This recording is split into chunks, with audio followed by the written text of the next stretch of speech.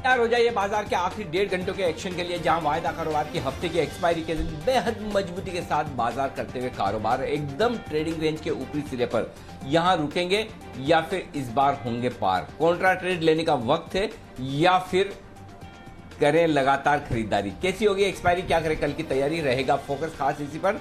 स्वागत है आप सबका फाइनल ट्रेड में। नमस्कार, मैं हूं अनिल सिंघवी और नमस्कार, मैं हूं दीपांशु भंडारी। जबरदस्त तेजी के इस माहौल में आपको क्या करना है, वीकली एक्सपायरी के लिए कौन से लेवल्स पर रखनी है नजर और कौन से स्टॉक्स आएंगे फोकस में, आइए जानेंगे अनिल जी के साथ। सर बताएं, इस समय की सबसे बड़ी बातें क्या हैं? बड़ी बातों के लिहाज से देखें तो तेजी भरपूर है और हल्के से ग्लोबल मार्केट्स मजबूती के संकेत क्या देते हुए नजर आए। भारतीय बाजार ऐसे दौड़े के पूछिए मत, स्टॉक स्पेसिफिक एक्शन भी है और सेक्टर्स का एक्शन भी है। तो 17,850 के बेहद करीब निफ्टी इस वक्त ट्रेड करता हुआ दिख रहा है, दिन की ऊंचाइयों पर है इस वक्त।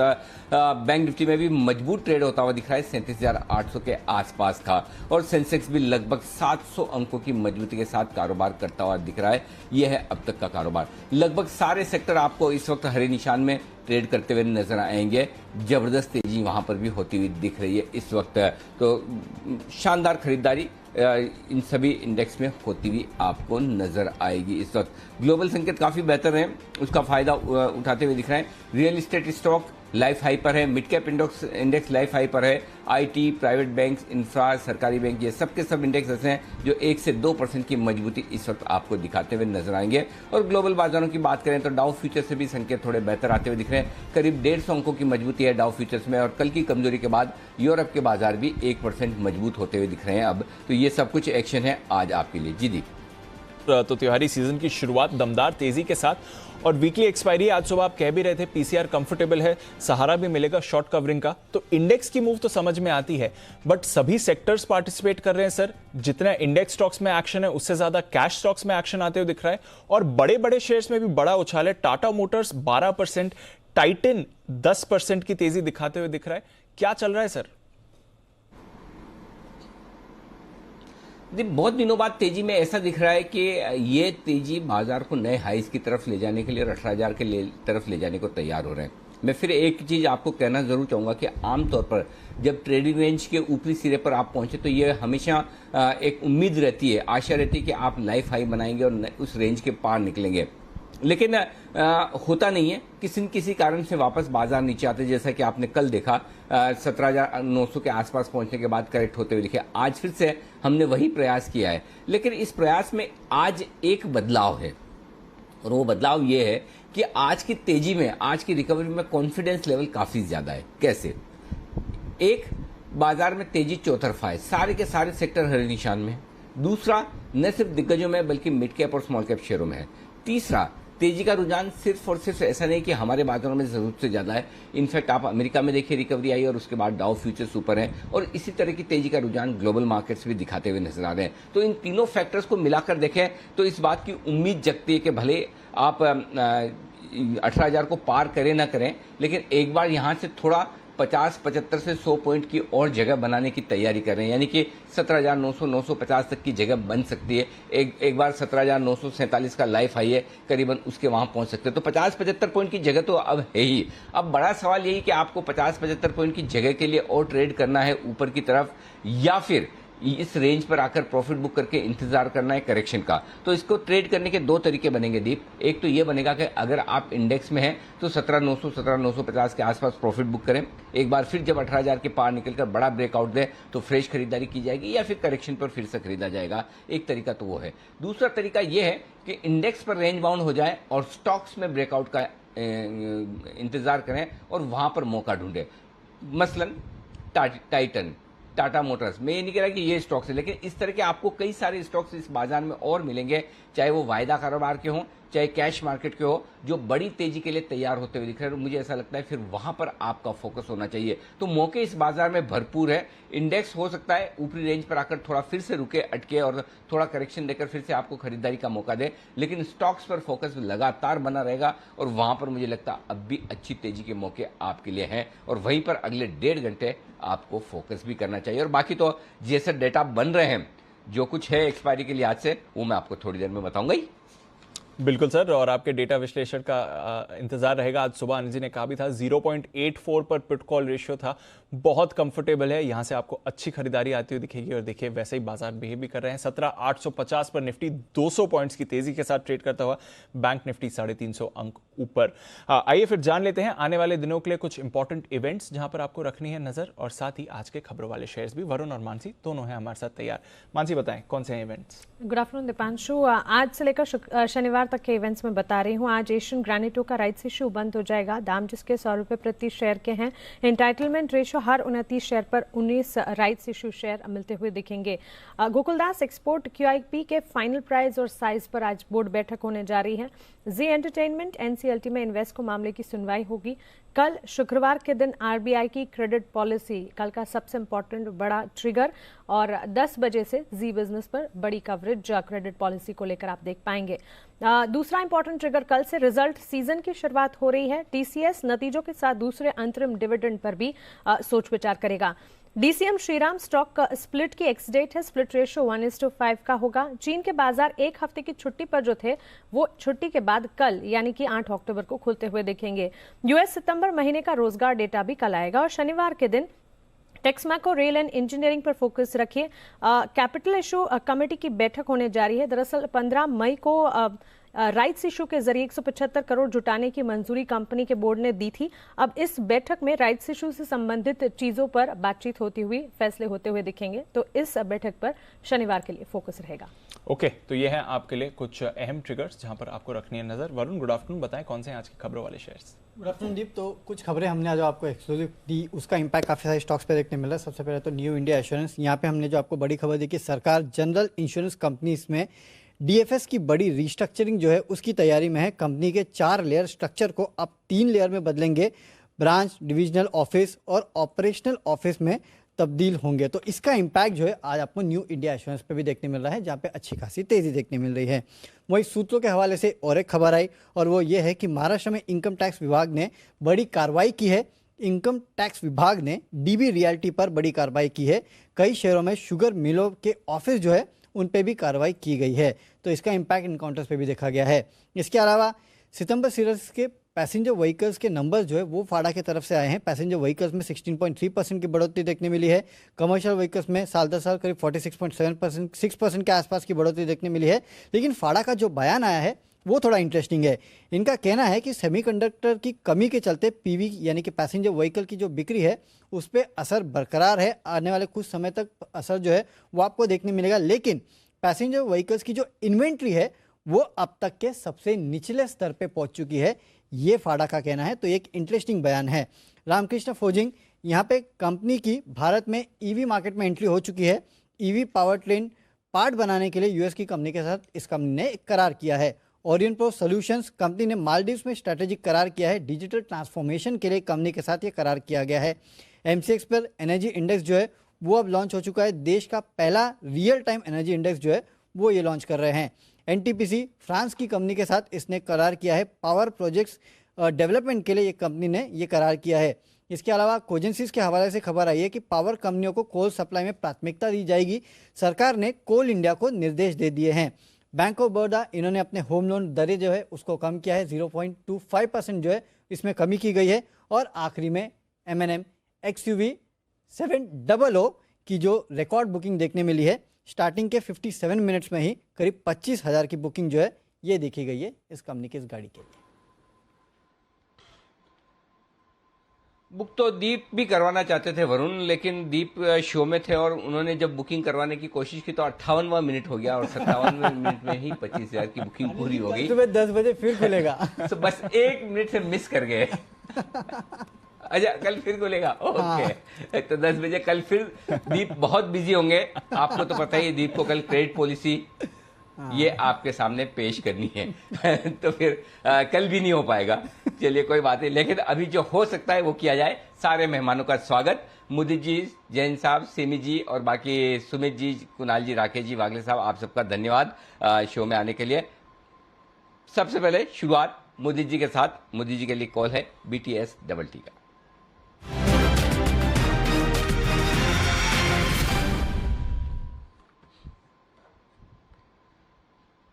बताएं मुदित जी। अनिल जी, कॉल बताने से पहले सबसे पहले आपको जी बिजनेस की पूरी टीम को और हमारे सारे पैनलिस्ट को नवरात्रि की हार्दिक शुभकामनाएं, और सबसे प्यारे व्यूअर्स उन सबको नवरात्रि की हार्दिक शुभकामनाएं।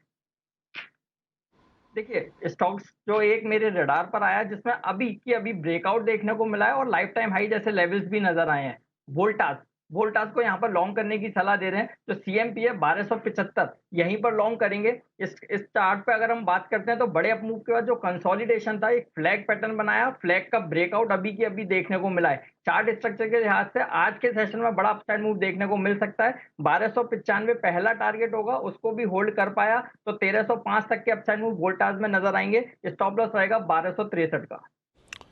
ओके, तो 1263 के स्टॉप लॉस के साथ वोल्टास पर रखें नजर। 1305 का टारगेट आपको आते हुए दिखना चाहिए। इस बीच पीरामल एंटरप्राइजेज, इस पर डालनी है नजर। बड़ी खबर आती हुई दिख रही है और इस खबर के बारे में हमने भी पहले बात करी है। बिल्कुल, जब भी अनिल जी स्टॉक के बारे में चर्चा करते हैं, इस खबर का भी की बात आती है सामने।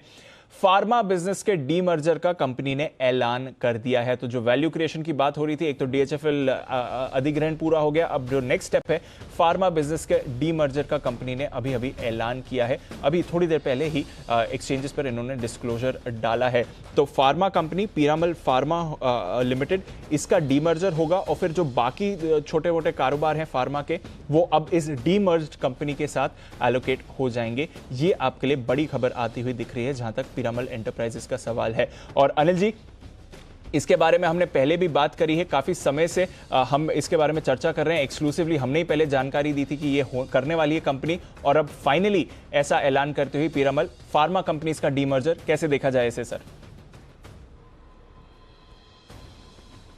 ओके, ये बड़ा ऐलान है दीप। और सबसे बड़ी चीज क्या है, देखिए पीरामल का अब एक तरह से है ना, आप ये समझिए कि पूरी तरह से लोगों के लिए आसान काम हो जाएगा। कैसे?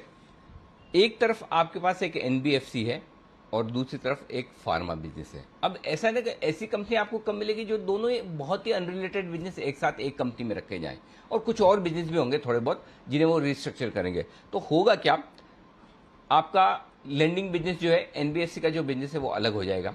क्यों होगा? एनबीएफसी के बिजनेस अलग करने के पीछे मकसद ये है कि एनबीएफसी में अब तक पीरामल ज्यादातर होलसेल लेंडिंग में था, बड़ी लेंडिंग में, रिटेल में नहीं। डीएचएफएल को जैसे ही मर्ज किया, उनके पास रिटेल इन्वेस्टर्स का पोर्टफोलियो आ गया, तो ये एक कंप्लीट होलसेल कम रिटेल वाली एक एनबीएफसी बन गई, दोनों को मिलाकर। ठीक है, एक तरफ ही हो गया। दूसरी तरफ पुराना फार्मा बिजनेस है ही, और वो फार्मा बिजनेस जो है वो काफी लंबे समय से कंपनी में है ही। अब जिस किसी को फार्मा बिजनेस में इंटरेस्ट है उसके लिए पीरामल फार्मा होगा, जिस किसी को एनबीएफसी बिजनेस में, उसका जो भी नाम रखे, वो फाइनेंसिंग वाला बिजनेस अलग होगा। तो कंपनी के लिए बिजनेस के लिहाज से फोकस करना वो भी इजी होगा, और शेयर धारकों के लिए भी ये अच्छा होगा। तो दोनों ही कंपनियां लिस्टेड रहेगी, I am sure. Piramal pharma space की लिस्टेड कंपनी रहेगी, और शायद जो एनबीएफसी उसका नाम पीरामल एंटरप्राइजेज ही रखा जाएगा। तो ये एक बड़ी रिस्ट्रक्चरिंग हुई है। अब इसमें दो चीजें हैं, जो शॉर्ट टर्म इन्वेस्टर्स हैं उनके लिए तो क्लियर कट है। हम लगातार 2500-2600 रुपए से बात कर भी रहे थे। पिछले हफ्ते हमने खबर भी दी थी कि डीएचएफएल का एक्विजिशन भी हो रहा है, उसके बाद फार्मा का डीमर्जर भी आना है। शायद मेरे ख्याल से वो अच्छे शुभ दिन का इंतजार कर रहे होंगे कि आज से नवरात्रि शुरू है। आमतौर पर वो श्राद्ध पक्ष में अच्छे अनाउंसमेंट, अच्छे काम नहीं किए जाते हैं। वो खत्म होने के बाद आज ये ऐलान हुआ है, तो एक चीज वो हो सकती है। दूसरी बात ये, अगर शॉर्ट टर्म इन्वेस्टर्स के तौर पर आप देखें तो ठीक है, न्यूज आई है तो वो हो सकता है थोड़ी बहुत प्रॉफिट बुकिंग आए, लेकिन लॉन्ग टर्म इन्वेस्टर्स के हिसाब से जो हम पहले भी बात कर रहे थे कि 3200-3500 रुपए ये मिनिमम टारगेट आपके और ऊपर के बनने चाहिए। हो सकता है आपको स्टॉक धीरे धीरे 4000 की तरफ ये लॉन्ग टर्म इन्वेस्टर्स के लिहाज से जाता हुआ दिखे। तो अब जो लॉन्ग टर्म इन्वेस्टर्स हैं उनके लिए पोर्टफोलियो में रखने लायक शेयर है, क्योंकि ये एक ऐसा स्टॉक बन सकता है रिटेल और होलसेल लेंडिंग दोनों साथ में आने के बाद। ये मतलब मैं ये कंपेयर करना तो शायद गलत होगा कि बजाज फाइनेंस, बजाज फिनसर्व जैसी कोई कंपनी हो सकती है, लेकिन हाँ साइज के लिहाज से बन सकती है, इसकी संभावना जरूर है। अगर सही दिशा में सही तरीके से शायद काम करे पीरामल एंटरप्राइजेस, तो एक बड़ी एनबीएफसी बनने की तैयारी पीरामल की हो सकती है। और फार्मा शेयर तो अपने हिसाब से जो है वो है ही, तो हर एक शेयर पर पीरामल फार्मा के 4 शेयर जारी होंगे। ये आपके लिए ऐलान आता हुआ दिखाई जी। और पीरामल फार्मा लिस्टेड कंपनी भी रहेगी। पीरामल एंटरप्राइजेस के एक शेयर के सामने आपको 4 शेयर्स मिलने वाले हैं। तो बड़ी डील की घोषणा जी बिजनेस की खबर पर मुहर लिखती हुई दिख रही है। कई समय से हम कह रहे हैं कि ये कंपनी कदम लेने वाली है वैल्यू क्रिएशन के, अपने जो अलग अलग कारोबार हैं उसको सेपरेट करेगी, और अभी आपको फार्मा बिजनेस के डीमर्जर की खबर आती हुई दिख रही है। 3000 और 3500 के तो टारगेट्स के अनिल जी ने बात करी थी, 3000 का टारगेट आज हिट हो गया। अब देखते हैं यहां से स्टॉक की चाल कैसी रहेगी, बट जो कॉन्फिडेंस रहा है पीरामल पर वो आपको बरकरार दिखा है और इससे स्टॉक में भी बढ़िया एक्शन है। खबर आने के बाद थोड़ी मुनाफा वसूली हो रही है जो यूजुअली हम होते हुए देखते भी हैं। आइए एक बार इस पर राय भी ले ली जाए वागले साहब की तरफ से। वागले साहब, good afternoon sir. Piramal enterprises 3000 के बाद खबर आई, थोड़ी मुनाफा वसूली हो रही है, कैसे देखें अब चार्ट को sir? Afternoon Dipanshu, afternoon Anil ji. I think हमने 2780-60 या ये लेवल पे बोला था मैंने कि 3000 का मेरा पोजिशनल टारगेट है, जो आज आ गया। अभी भी पैटर्न बिगड़ा नहीं हुआ है, ये सिर्फ हल्का सा करेक्शन है और एक 20-30-40 रुपए नीचे जा सकता है। 3100-150 तक की भी स्टॉक जाना चाहिए और आपका स्टॉप लॉस थोड़ा सा नीचे होगा। फ्रेश एंट्री पोजिशनली यहाँ पर या थोड़ी सी नीचे ली जा सकती है 2800 के स्टॉप लॉस से, और मुझे लगता है ये 3150 तक तो जाना चाहिए। 3150 टेक्निकल टारगेट्स निकल कर आ रहे हैं, पर जैसा अनिल जी कह रहे हैं कि पोजिशनली रखिए इस पर, बड़ा वैल्यू क्रिएटर होने वाला है। फार्मा बिजनेस के डीमर्जर की घोषणा पीरामल की तरफ से आती हुई दिख रही है। आइए कुछ और काउंटर्स जहां पर करनी है हमारे एक्सपर्ट्स के साथ बात, क्योंकि रुकने का नाम नहीं ले रहे हैं कई सारे स्टॉक्स। टाटा मोटर्स, इस पर आपने सुबह एक बड़ा एक्शन बनते हुए देखा था, नजर रखिए 12.5% ऊपर है इस समय। इस पर हमारे एक्सपर्ट्स की राय लेंगे और बाकी स्टॉक्स जो बजे हैं उस पर भी लेंगे राय। पर टाटा मोटर्स की कॉल सिमी जी की तरफ से आती हुई दिखी थी। आइए स्वागत करते हैं उनका शो में, और बिगुल सिमी के नॉन स्टॉप शेयर्स।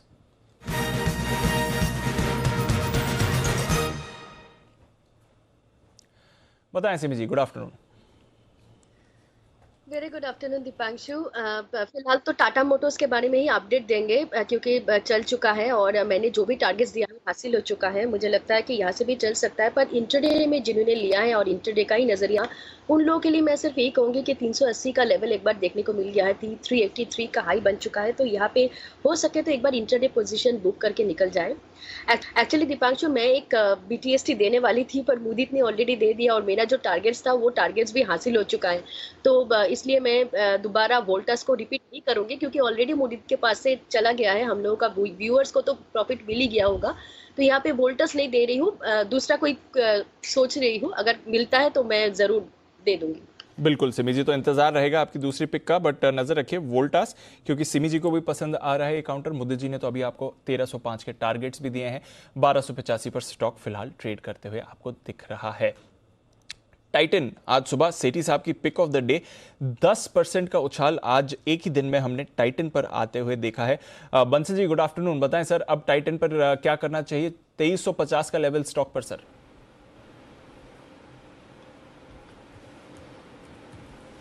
देखिए दीपांशु, एक बढ़िया रैली स्टॉक ने दिखाई है, अनचार्टेड टेरिटरी में है, तो किसी ने दीपांशु लिया है सुबह या कल परसों में भी किसी ने लिया है और नजरिया शॉर्ट टर्म है तो प्रॉफिट बुक कर ले, एल्स होल्ड करो। लंबी अवधि के लिए तो होल्ड है, बट किसी ने शॉर्ट टर्म के लिए लिया है तो मुनाफा बांधने की राय है। ओके, तो ये है आपके लिए राय इस वक्त आती हुई टाइटन पर। शॉर्ट टर्म के लिए मुनाफा वसूल करें, ये होगा आपके लिए बेहतरीन। जैन साहब भी हमारे साथ तैयार है, और जैन साहब क्योंकि नवरात्रि के शुभ अवसर पर आए हैं, तो जैन साहब पिछली बार नवरात्रि पे क्या किया था, कुछ याद है आपको 1 साल पहले?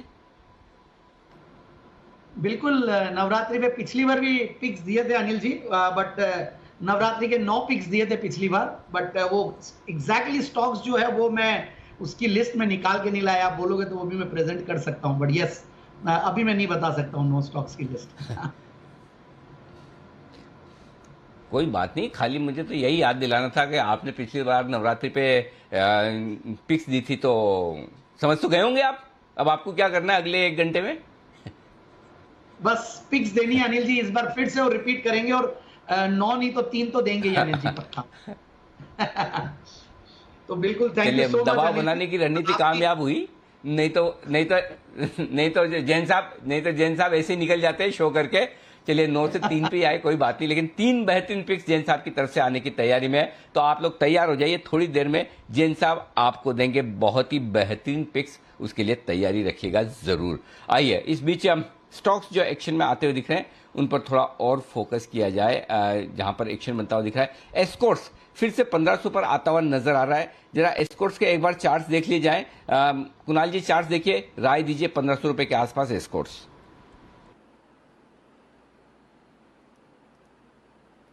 अनिल जी देखिए चार्ट ठीक ठाक है। हमने देखा एक बड़ा रन आया, उसके बाद पिछले कुछ सप्ताह से हम देख रहे हैं कि कंसोलिडेशन चल रहा है। मुझे एक रेजिस्टेंस दिखाई पड़ती है बिल्कुल ओवरहेड 1520 रुपए के आसपास।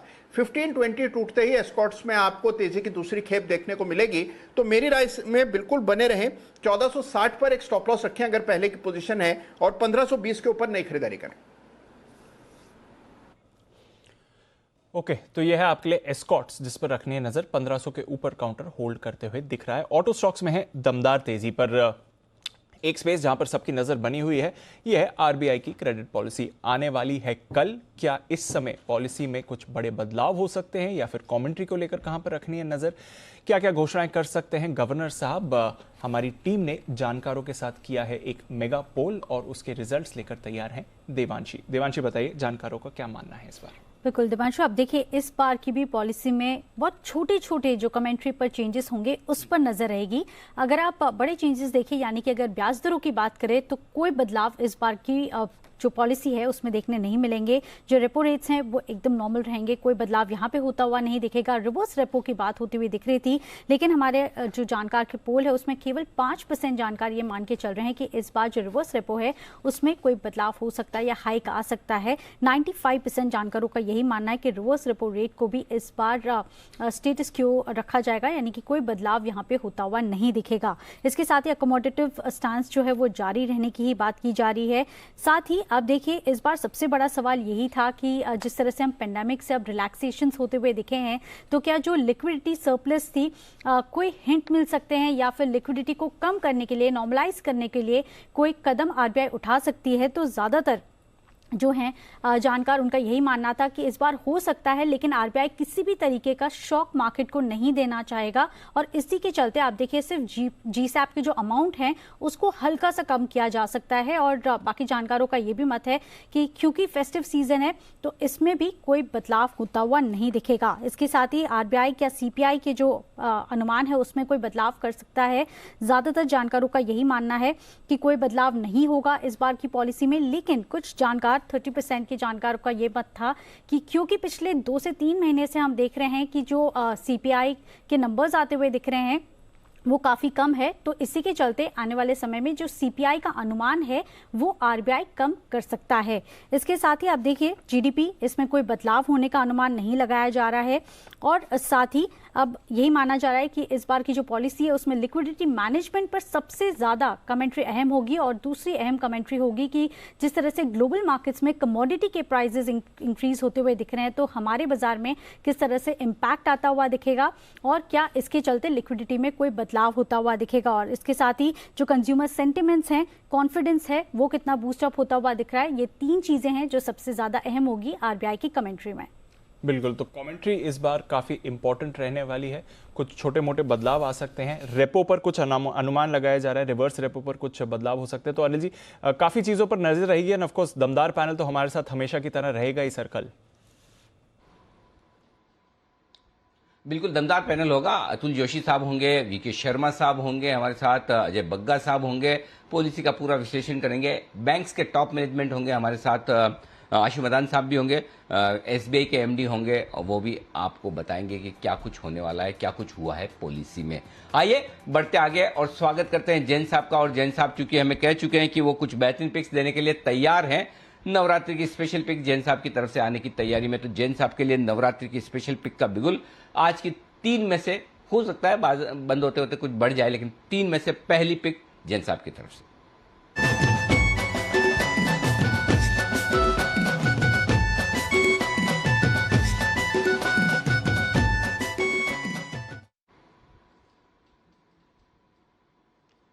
बताएं जैन साहब।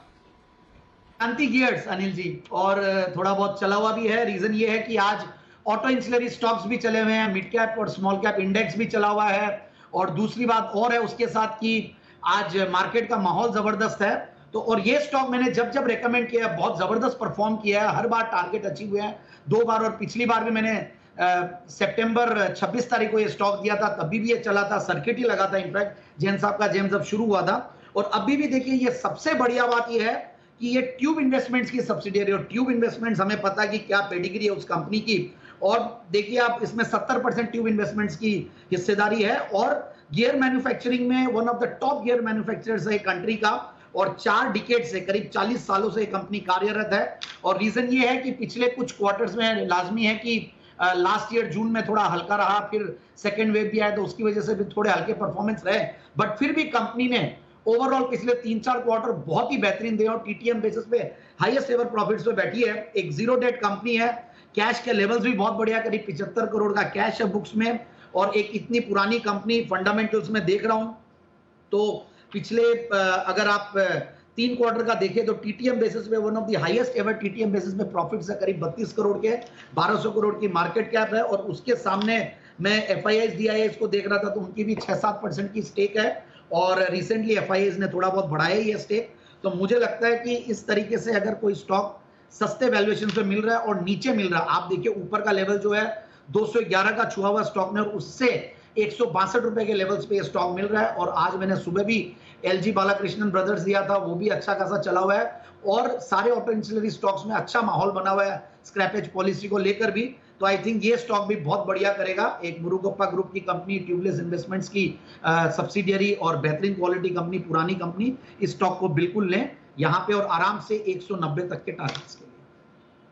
90 के टारगेट्स के लिए शांति गियर्स, इस पर करनी है खरीदारी। एक ही पिक है जैन साहब की तरफ से, और भी कुछ बेहतरीन पिक्स आएंगी नवरात्रि स्पेशल की, उसका रहेगा इंतजार। पर एक ट्रेडिंग कॉल आ रही है सिमी जी की तरफ से, बिगुल सिमी के non-stop shares.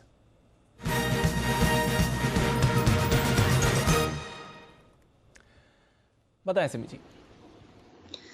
Deepanshu, multi year breakout बाटा में देखने को मिला है, तो इस बार तो बाटा को मैं खरीदने का सलाह दे रही हूँ। यहाँ पे करंट लेवल पर खरीदना चाहिए।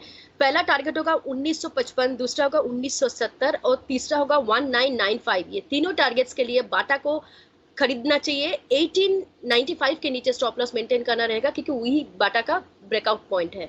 तो मुझे लगता है कि बाटा को यहाँ से खरीद कर चलना चाहिए बड़ा टारगेट के लिए। इनफैक्ट ये 2000 के ऊपर भी जाके सेटल करेगा। त्योहार का सीजन है, कॉल चलेगा ही चलेगा। तो 1895 का स्टॉप लॉस के साथ बाटा को खरीदिए। बिल्कुल, फेस्टिव सीजन है और हम देख रहे हैं कंजम्पशन रिलेटेड सभी स्टॉक्स में आज आपको दमदार तेजी बनती हुई दिख रही है। तो बाटा एक और काउंटर जहां पर आपको रखनी चाहिए नजर, एक्शन इस पर बनते हुए दिख रहा है। चलते हैं सुमित जी के पास, बिल्कुल सुमित के सुपरहिट।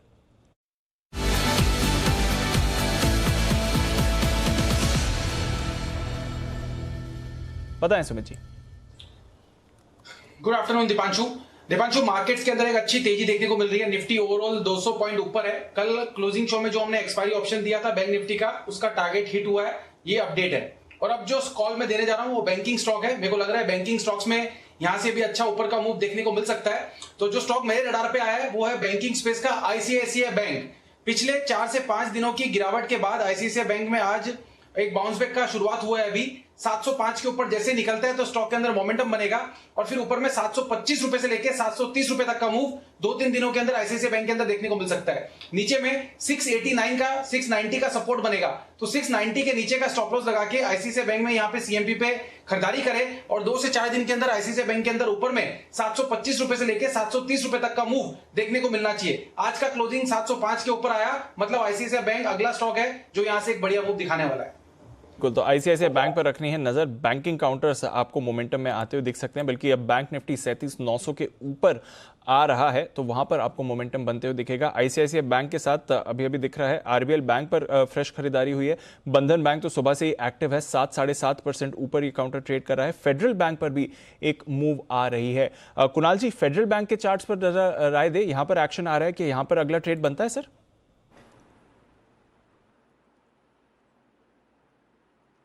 देखिए बिल्कुल दीपांशु, अगर आप चार्ट देखें तो एक कंसोलिडेशन यहाँ पर पूरा होता हुआ दिख रहा है। पूरे बैंकिंग स्पेस में इंटरेस्ट है और केवल एक रेजिस्टेंस दिख रहा है फेडरल में 87 रुपीस के आसपास। अभी बिल्कुल ब्रेकआउट की दहलीज पर स्टॉक है। 87 पार होगा, उसके ऊपर क्लोज आता है आज, तो मुझे लगता है 91 तक की एक तेजी बनेगी। तो थोड़ा वेट एंड वॉच करते हैं। 87 के ऊपर अगर ब्रेकआउट होगा तो फेडरल में खरीदारी की राय देंगे। 87 के ऊपर फेडरल बैंक पर खरीदारी की राय आएगी। नजर रखिए, फेडरल बैंक यहां पर भी आपको अच्छा एक्शन दिख रहा है। पेज इंडस्ट्रीज एक और बड़ा स्टॉक जो हम बात कर रहे थे अनिल जी से कि बड़े स्टॉक्स में बड़ा एक्शन आपको आते हुए दिख रहा है। कल हमने देखा बॉश 17,000 का स्टॉक है, उस पर 10-12% की तेजी थी। आज आप देख रहे हैं पेज इंडस्ट्रीज एक और बड़ा स्टॉक है, 37,000 के ऊपर पेज इंडस्ट्रीज आपको जाते हुए दिख रहा है। 9% ऊपर इस समय काउंटर दिख रहा है। बंसल जी, पेज इंडस्ट्रीज की चार्ट पर क्या चल रहा है सर?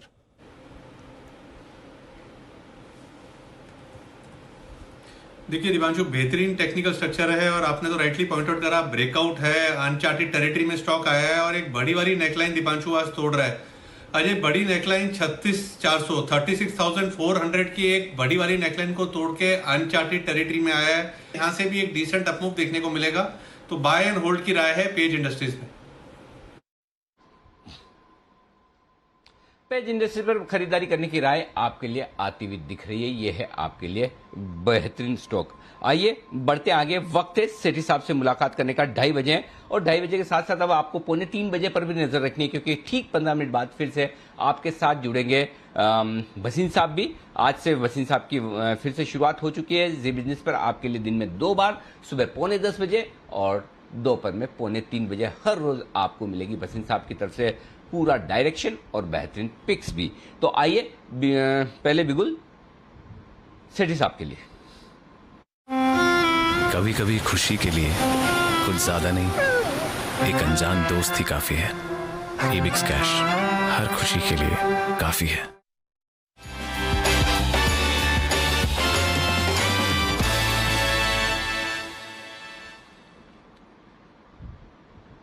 सेठी साहब, मैंने सुना है कल जब मैं शो में थोड़ा जल्दी निकल गया था, उसके बाद 2:30 बजे आपने कुछ कमाल किया, मतलब बिना डरे बिना इधर उधर भागे नोटा का इस्तेमाल किए। शायद हो सकता है आपको तब तक पता नहीं चला होगा कि मैं शो में निकल गया, तो आपने नोटा का इस्तेमाल किए बगैर 2 पिक्स दी थी, ऐसा मैंने सुना है। गुड आफ्टरनून अनिल जी। बिल्कुल बिल्कुल, कल बाजार में मार्केट थी, लेकिन अनिल जी वो दिख रहा था कि निफ्टी के लेवल पे जरूर मार्केट है, but mid cap small cap space में एक जबरदस्त धुआंधार तेजी थी, तो मैंने 2 कॉल्स दिए और अनिल जी दोनों स्टॉक ने आज कमाल किया है। कल पहला स्टॉक था एनसीएल इंडस्ट्रीज, जो कि मैंने 230 पे रिकमेंड किया, 250 के टारगेट थे, वो अभी अचीव हो गए, 251 के हाइट किया, अभी भी शायद 247-47 पे है।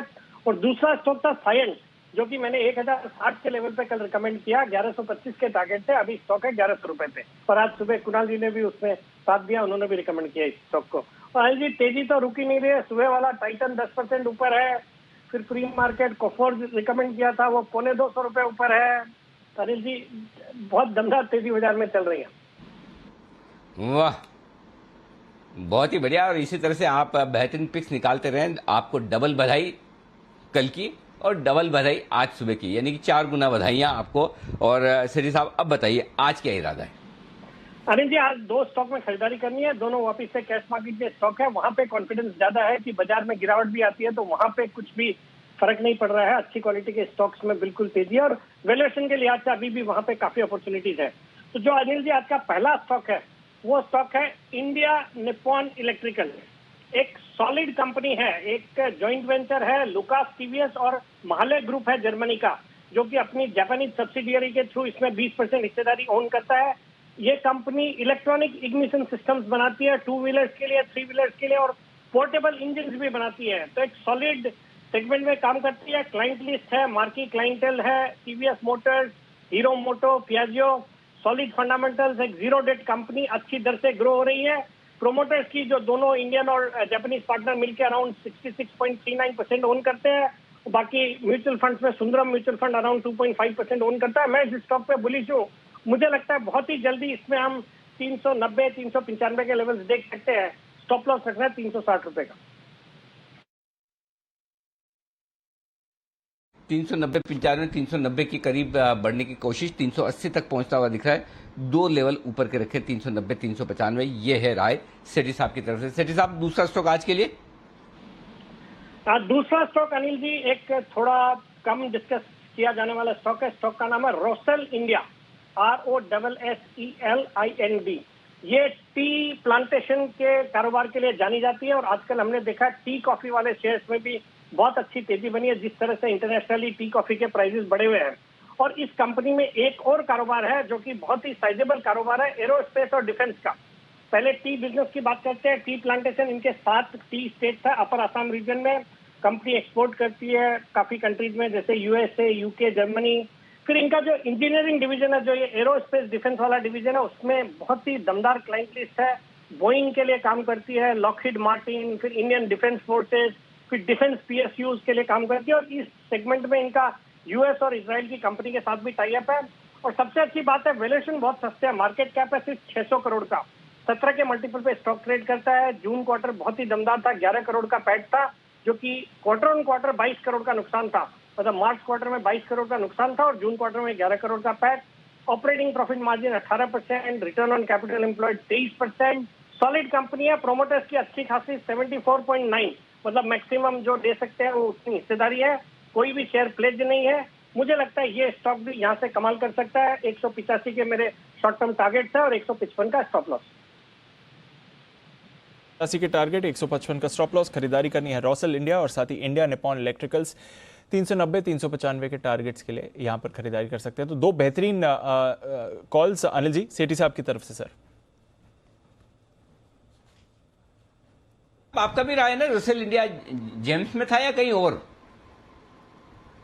क्या बात है अनिल जी। आज मैं जब 3 पिक्स की जब बात कर रहा था तो मुझे रसेल इंडिया की याद आई थी। रीजन भी कि मैंने अक्षय तृतीया के 3 पिक्स दिए थे और ये दोपहर वाले शो में इसी समय कहीं ना कहीं दिया था। मई की 14 तारीख की बात है, जहां तक मुझे याद है। उस दिन मैंने 132-35 के लगभग दिया था, काफी चला था। वापस से भी उसके बाद और भी ऊपर जाके करेक्ट किया और आज सेठी साहब ने भी दे दिया। आज बहुत अच्छा परफॉर्म कर रहा है एंड बहुत सही है कि देखिए जो सारे फंडामेंटल्स है या प्रोमोटर्स का जो कॉन्फिडेंस है कंपनी के ऊपर, डिफेंस वाला जो प्रेजेंस है और चाय पत्ती के स्टॉक्स तो जबरदस्त चल रही है। आज एक स्टॉक ग्रॉप टी है, वो जबरदस्त चल रहा है और बहुत सारे चाय पत्ती के स्टॉक्स और अच्छा परफॉर्म कर रहे हैं। यूनाइटेड नीलगिरीज मैंने दिया, तो ये सेगमेंट वैसे मुझे लग रहा है कि वापस से फुल फॉर्म में आने वाला है। सो अ वेरी ग्रेट पिक है। रॉसल इंडिया जैन साहब को भी पसंद है, सेठी साहब की भी पिक है और आगे जाकर अच्छा प्रदर्शन ये कंपनी आपको दिखा सकती है। पर बाजार पर क्या बनानी है आपको रणनीति, आइए जानते हैं अनिल जी के साथ मार्केट स्ट्रैटेजी में।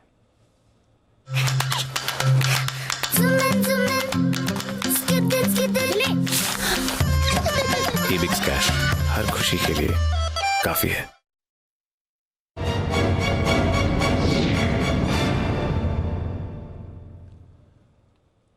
अनिल जी, ग्लोबल मार्केट्स का तो पूरा सहारा है सर। 0.5% ऊपर डाउ फ्यूचर्स, 150 अंकों की तेजी, 1% ऊपर नैस्डैक के फ्यूचर्स आपको दिख रहे हैं इस समय सर। तो यूएस मार्केट्स कल जो सेकंड हाफ में रिबाउंड हुआ था वो आज फ्यूचर्स कैरी फॉरवर्ड करते हुए आपको दिख ही रहे हैं। इसके अलावा यूरोप के बाजारों में भी अच्छी तेजी बनी हुई है सर। करीब 1% का उछाल अक्रॉस यूरोप आपको देखने को मिल रहा है। और आज के इस ग्लोबल एक्शन में हांगकांग के बाजार पर रखिए नजर, क्योंकि इन्होंने किया है आउट परफॉर्म। हम यूजुअली इतना डिस्कस नहीं करते हैं, पर 3% ऊपर हांगकांग के बाजार हैं। और आईटी कंपनीज जहां पर सबसे ज्यादा मार पड़ी थी पिछले कुछ हफ्तों से, जो हम देख रहे थे चीन की सख्ती बढ़ने से, वहीं पर आज राहत आई। तो 3% ऊपर हांगकांग थे। और एक अहम भूमिका ये जो ग्लोबल मार्केट्स की रिवाइवल है, जो आज हम सुबह भी बात कर रहे थे sir, commodity prices cool off हुए हैं। 2-2.5% नीचे आपको कच्चे तेल के दाम आज फिर से दिख रहे हैं, तो वहां से सहारा है। नेचुरल गैस के दामों में बड़ी गिरावट हुई है, जो कल 9% फिसले थे, आज भी अगर आप देखें तो 4 से 5% नीचे नेचुरल गैस के प्राइसेस दिख रहे हैं। तो ग्लोबल मार्केट्स पॉजिटिव सर, और थोड़े कमोडिटी कूल ऑफ, दोनों का सहारा ग्लोबल मार्केट से तो अच्छे संकेत हैं। क्या करें?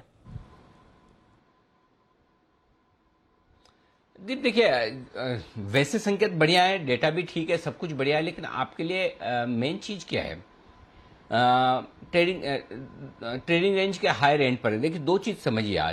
आज इतनी भरपूर और चौतरफा तेजी के पीछे एक कारण तो है कि आज वायदा कारोबार की हफ्ते की एक्सपायरी है। दूसरा कारण यह कि पुट कॉल रेशियो इतने ओवरसोल्ड लेवल पर कि जो बिल्कुल ट्रैक न करता हो उसको भी समझ में आ जाए कि बाजार में रिकवरी आना तय है। और तीसरा यह कि ट्रेडिंग रेंज के लोअर एंड से वापस रिकवरी आती हुई दिख रही है। तो ये 3 कारण से हो गए। तो अब कल आपके पास क्या होगा? कल आपके पास ग्लोबल मार्केट्स की तेजी होगी, लेकिन शॉर्ट कवरिंग का सहारा नहीं होगा। क्यों? क्योंकि 1.19, 1.20 के आसपास पुट कॉल रेशियो अभी ऑलरेडी आ चुका है, वो ओवरसोल्ड के आसपास नहीं, तो काफी कुछ शॉर्ट कवरिंग का सहारा मिल गया आपको। और दूसरी बात है कि आजकल अमेरिका के फ्यूचर्स कहते कुछ है, करते कुछ है। तो कई बार ऐसा है कि अब 150 पॉइंट ऊपर दिख रहा है, हो सकता है 300-400 ऊपर हो जाए, हो सकता है नीचे हो जाए, यू नेवर नो। तो मेरा पॉइंट है कि ट्रेडिंग रेंज के हायर एंड पर आने पर इंडेक्स में आपको थोड़ी प्रॉफिट बुकिंग करने के बारे में सोचना चाहिए, और वो है 17,850 से 17,950 की रेंज। यहां पर ऊपर में धीरे धीरे जहां भी आपको ठीक लगे मार्केट के मूड माहौल के हिसाब से वहां प्रॉफिट बुक कर सकते हैं। नीचे आए वापस से एंट्री करें। डेटा क्या कह रहे हैं? डेटा ये कह रहे हैं कि आज की एक्सपायरी 17,800 के नीचे नहीं होनी चाहिए और आप हैं 17,810 पर ही। तो एक्सपायरी के वक्त में कोई यहां से मंदी हो ऐसा मुझे दिख तो नहीं रहा। 10-15 पॉइंट 20 पॉइंट आ जाए नीचे तो एक अलग बात है, लेकिन एकदम सपोर्ट लेवल के आसपास निफ्टी आता हुआ दिख रहा है जहां पर आप हैं। तो अब ऐसे में अगर आपके पास लॉन्ग पोजीशन है तो आपका इंट्राडे लॉन्ग पोजीशन के लिए स्टॉप लॉस होगा 17,750 का, यहां से 60 पॉइंट नीचे। आज का लो है 17,763, में स्पॉट लेवल बता रहा हूं। 17,750 का स्टॉप लॉस रखिए। मुझे नहीं लगता कि 17,800 के नीचे होनी चाहिए डेटा के हिसाब से। फिर भी अगर गलती से 17,800 तोड़ दे तो थोड़ी फिर आप 50 से 100 पॉइंट की कमजोरी देख सकते हैं। वो क्यों देख सकते हैं वो भी मैं आपको बता दूं। वो इसलिए दीप कि 17,800 के पुट पर 1 करोड़ 3 लाख शेयर है, हाईएस्ट ओपन इंटरेस्ट से 92 लाख शेयर आज ही जुड़े हैं। तो मेरा तो ये मानना है अगर आप खरीदने का मन बना रहे हैं थोड़ा यहां खरीदें, 17,750 आए तो थोड़ा और खरीदिए, और पहले से खरीदा हुआ है तो फिर 17,750 का स्टॉप लॉस रखें, ये आपके लिए। अदरवाइज खरीदने की रेंज में आ रहा है न कि बेचने की रेंज में। पॉइंट नंबर 1, ऊपर कितना जा सकते हैं? 17,850 हल्की फुल्की रुकावट है, 62 लाख शेयर है वहां पर, और 17,900 ये पार करके टिक पाना बंद हो पाना थोड़ा मुश्किल होगा। 93 लाख शेयरों का ओपन इंटरेस्ट वहां पर भी है, और 17,900 पर भी आपको बिकवाली वहां पर प्रॉफिट बुकिंग या बिकवाली आती हुई नजर आएगी। तो 17,800 17,900, और अगर 17,850 के आसपास हम बंद हो तो जो डेटा बता रहे हैं कहीं न कहीं 17,825 17,850 के आसपास बंद हो सकते। तो पिछले कुछ मिनटों में हल्की फुल्की प्रॉफिट बुकिंग आई, उससे डरिए घबराइए मत। 17,900 की तरफ अगर आज ही मिल जाए वहां हल्की फुल्की प्रॉफिट बुकिंग करिए। ये डेटा आपके हो गए निफ्टी पर। अब आइए बैंक निफ्टी 37,800 पर है, ये थोड़ा ट्रिकी है। 37,800 के पुट और कॉल दोनों पर 30 लाख 33 लाख शेयरों का ओपन इंटरेस्ट है, बराबरी का अच्छा खासा है। सो ये रस्साकशी वाला लेवल है। अगर 37,800 थोड़ी देर टिक गया 3 बजे के पहले तो आप 38,000 तक बैंक निफ्टी को जाते हुए देख सकते हैं। उसके पार बंद होगा इसकी संभावना कम है, और 37,500 के नीचे बंद होगा इसकी संभावना भी कम है। तो कहीं न कहीं ऐसा लग रहा है डेटा को देखकर बैंक निफ्टी शायद 37,800 के आसपास ही, इसके आसपास एक्सपायरी दे दे, बहुत ज्यादा ऊपर नीचे ना हो, 100 पॉइंट इधर 100 पॉइंट नीचे, यानी 37,700 37,900 की रेंज में ही वक्त बिता दे। बैंक निफ्टी में डेटा क्लियर नहीं है क्योंकि 37,800 का लेवल इंपॉर्टेंट है, और वहीं पर दोनों तरफ पोजीशन बराबर बनी हुई है। जी दीप। बिल्कुल, तो ये है आपके लिए पूरा का पूरा डेटा विश्लेषण। थोड़ा आपको जो पुट कॉल रेशियो कम होने से शॉर्ट कवरिंग का सहारा आना था वो आ चुका है। अब इन लेवल्स पर देखना है बाजार टिक पाते हैं कि नहीं। एक्सपायरी का भी आपको माहौल है, वीकली एक्सपायरी नजर रखेंगे वहां पर आइए चलते हैं सिमी जी के पास। बिगुल उनके लिए सिमी के नॉन स्टॉप शेयर्स।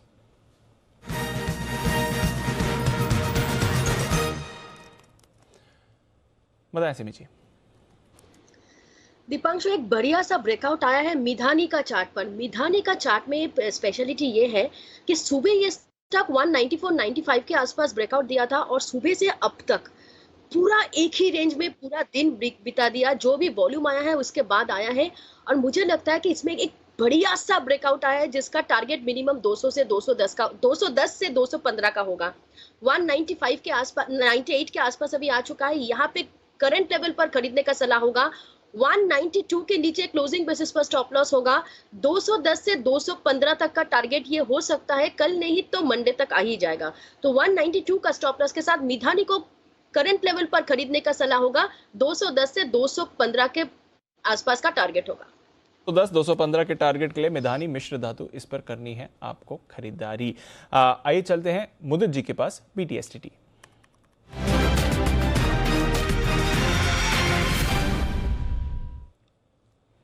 बताएं मुदित जी।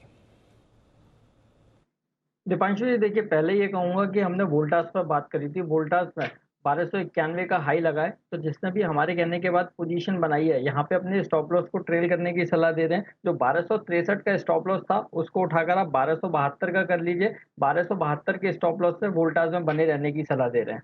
हम देख रहे हैं एनबीएफसी में काफी अच्छा मूवमेंट आया है। जो अभी कॉल मेरे पास है उसको बोलते हैं चोला फाइनेंस। चोला फाइनेंस को यहाँ पर बाय करने की सलाह दे रहे हैं। 583 सीएमपी है, यहाँ पर लॉन्ग करके चलेंगे। 1 से 2 दिन का नजर रखिए। 597 से 603 ये 2 टारगेट 1 से 2 दिन के अंदर चोला फाइनेंस में नजर आएंगे। स्टॉप लॉस रहेगा 577 का। रिस्क रिवॉर्ड रेशो काफी फेवरेबल चोला फाइनेंस में नजर आ रहा है, तो यहाँ पर बाय करने की सलाह दे रहे हैं। ऑप्शन के जरिए भी बाय करके चल सकते हैं। 590 का कॉल ऑप्शन यहाँ पर बाय करने की सलाह दे रहे हैं, जो कि 27 रुपए सीएमपी है। 37 के टारगेट्स के लिए 590 के कॉल ऑप्शन को बाय करके चलेंगे। स्टॉप लॉस रहेगा 23 का।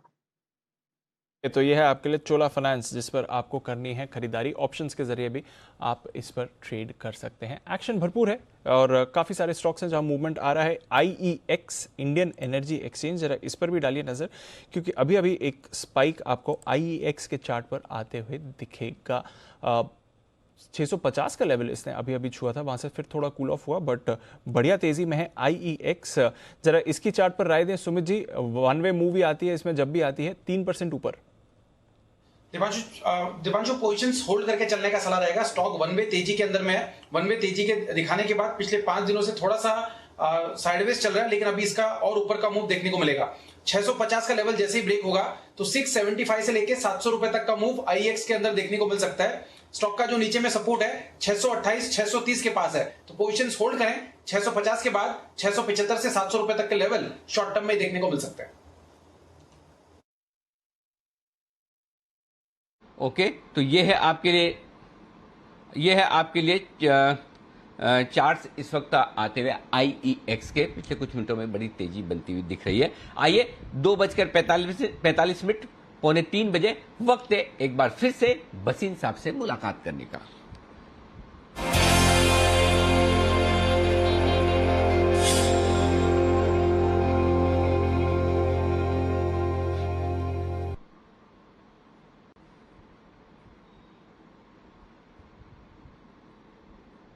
बसीन साहब, स्वागत है आपका। नमस्कार। बताएं सर, पहले तो अगर कोई अपडेट आप देना चाहें अपने स्टॉक्स पर, और उसके बाद बताएं फ्रेश पिक्स आपकी तरफ से आज के लिए।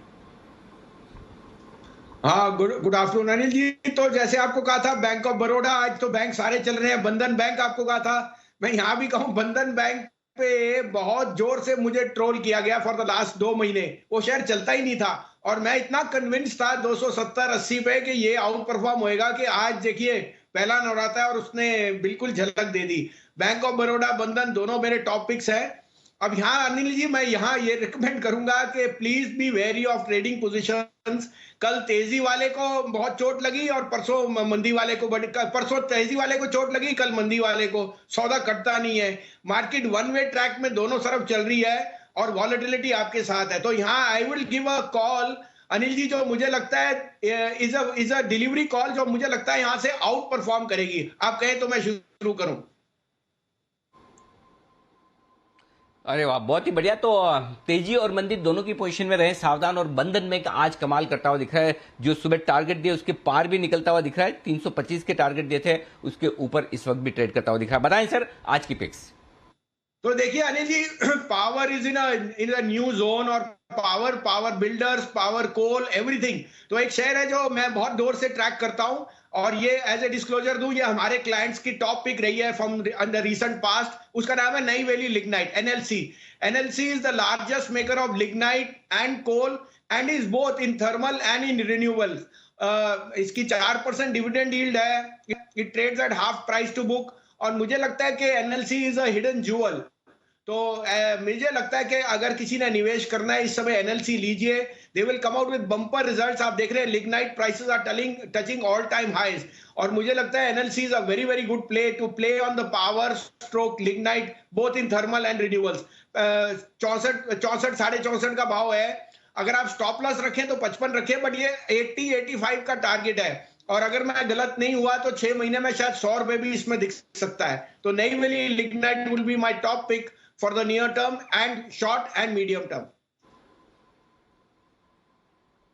बिल्कुल। तो कोयले की कमी और कोयले की डिमांड दोनों ही कोयला कंपनियों के लिए, और जब 200 के पार निकल चुका है कोल इंडिया, तो दूसरी सबसे बड़ी कंपनी कोयले वाली Neyveli lignite corporation NLC India, यहां खरीदारी करने की राय है बसीन साहब की तरफ से। 80, 85 और 100 ये 3 टारगेट लेकर चलें आप। इस वक्त नहीं, टारगेट आप ठीक करें। स्टॉप लॉस 55 नहीं है, स्टॉप लॉस 55 है, टारगेट 80, 85 और 100 करें। ये टारगेट बराबर नहीं आने, एक बार ठीक से करें इनको। 55 का स्टॉप लॉस है, 80, 85, 100 3 टारगेट के लिए करनी है खरीदारी। बताएं बसीन साहब दूसरी पिक सर।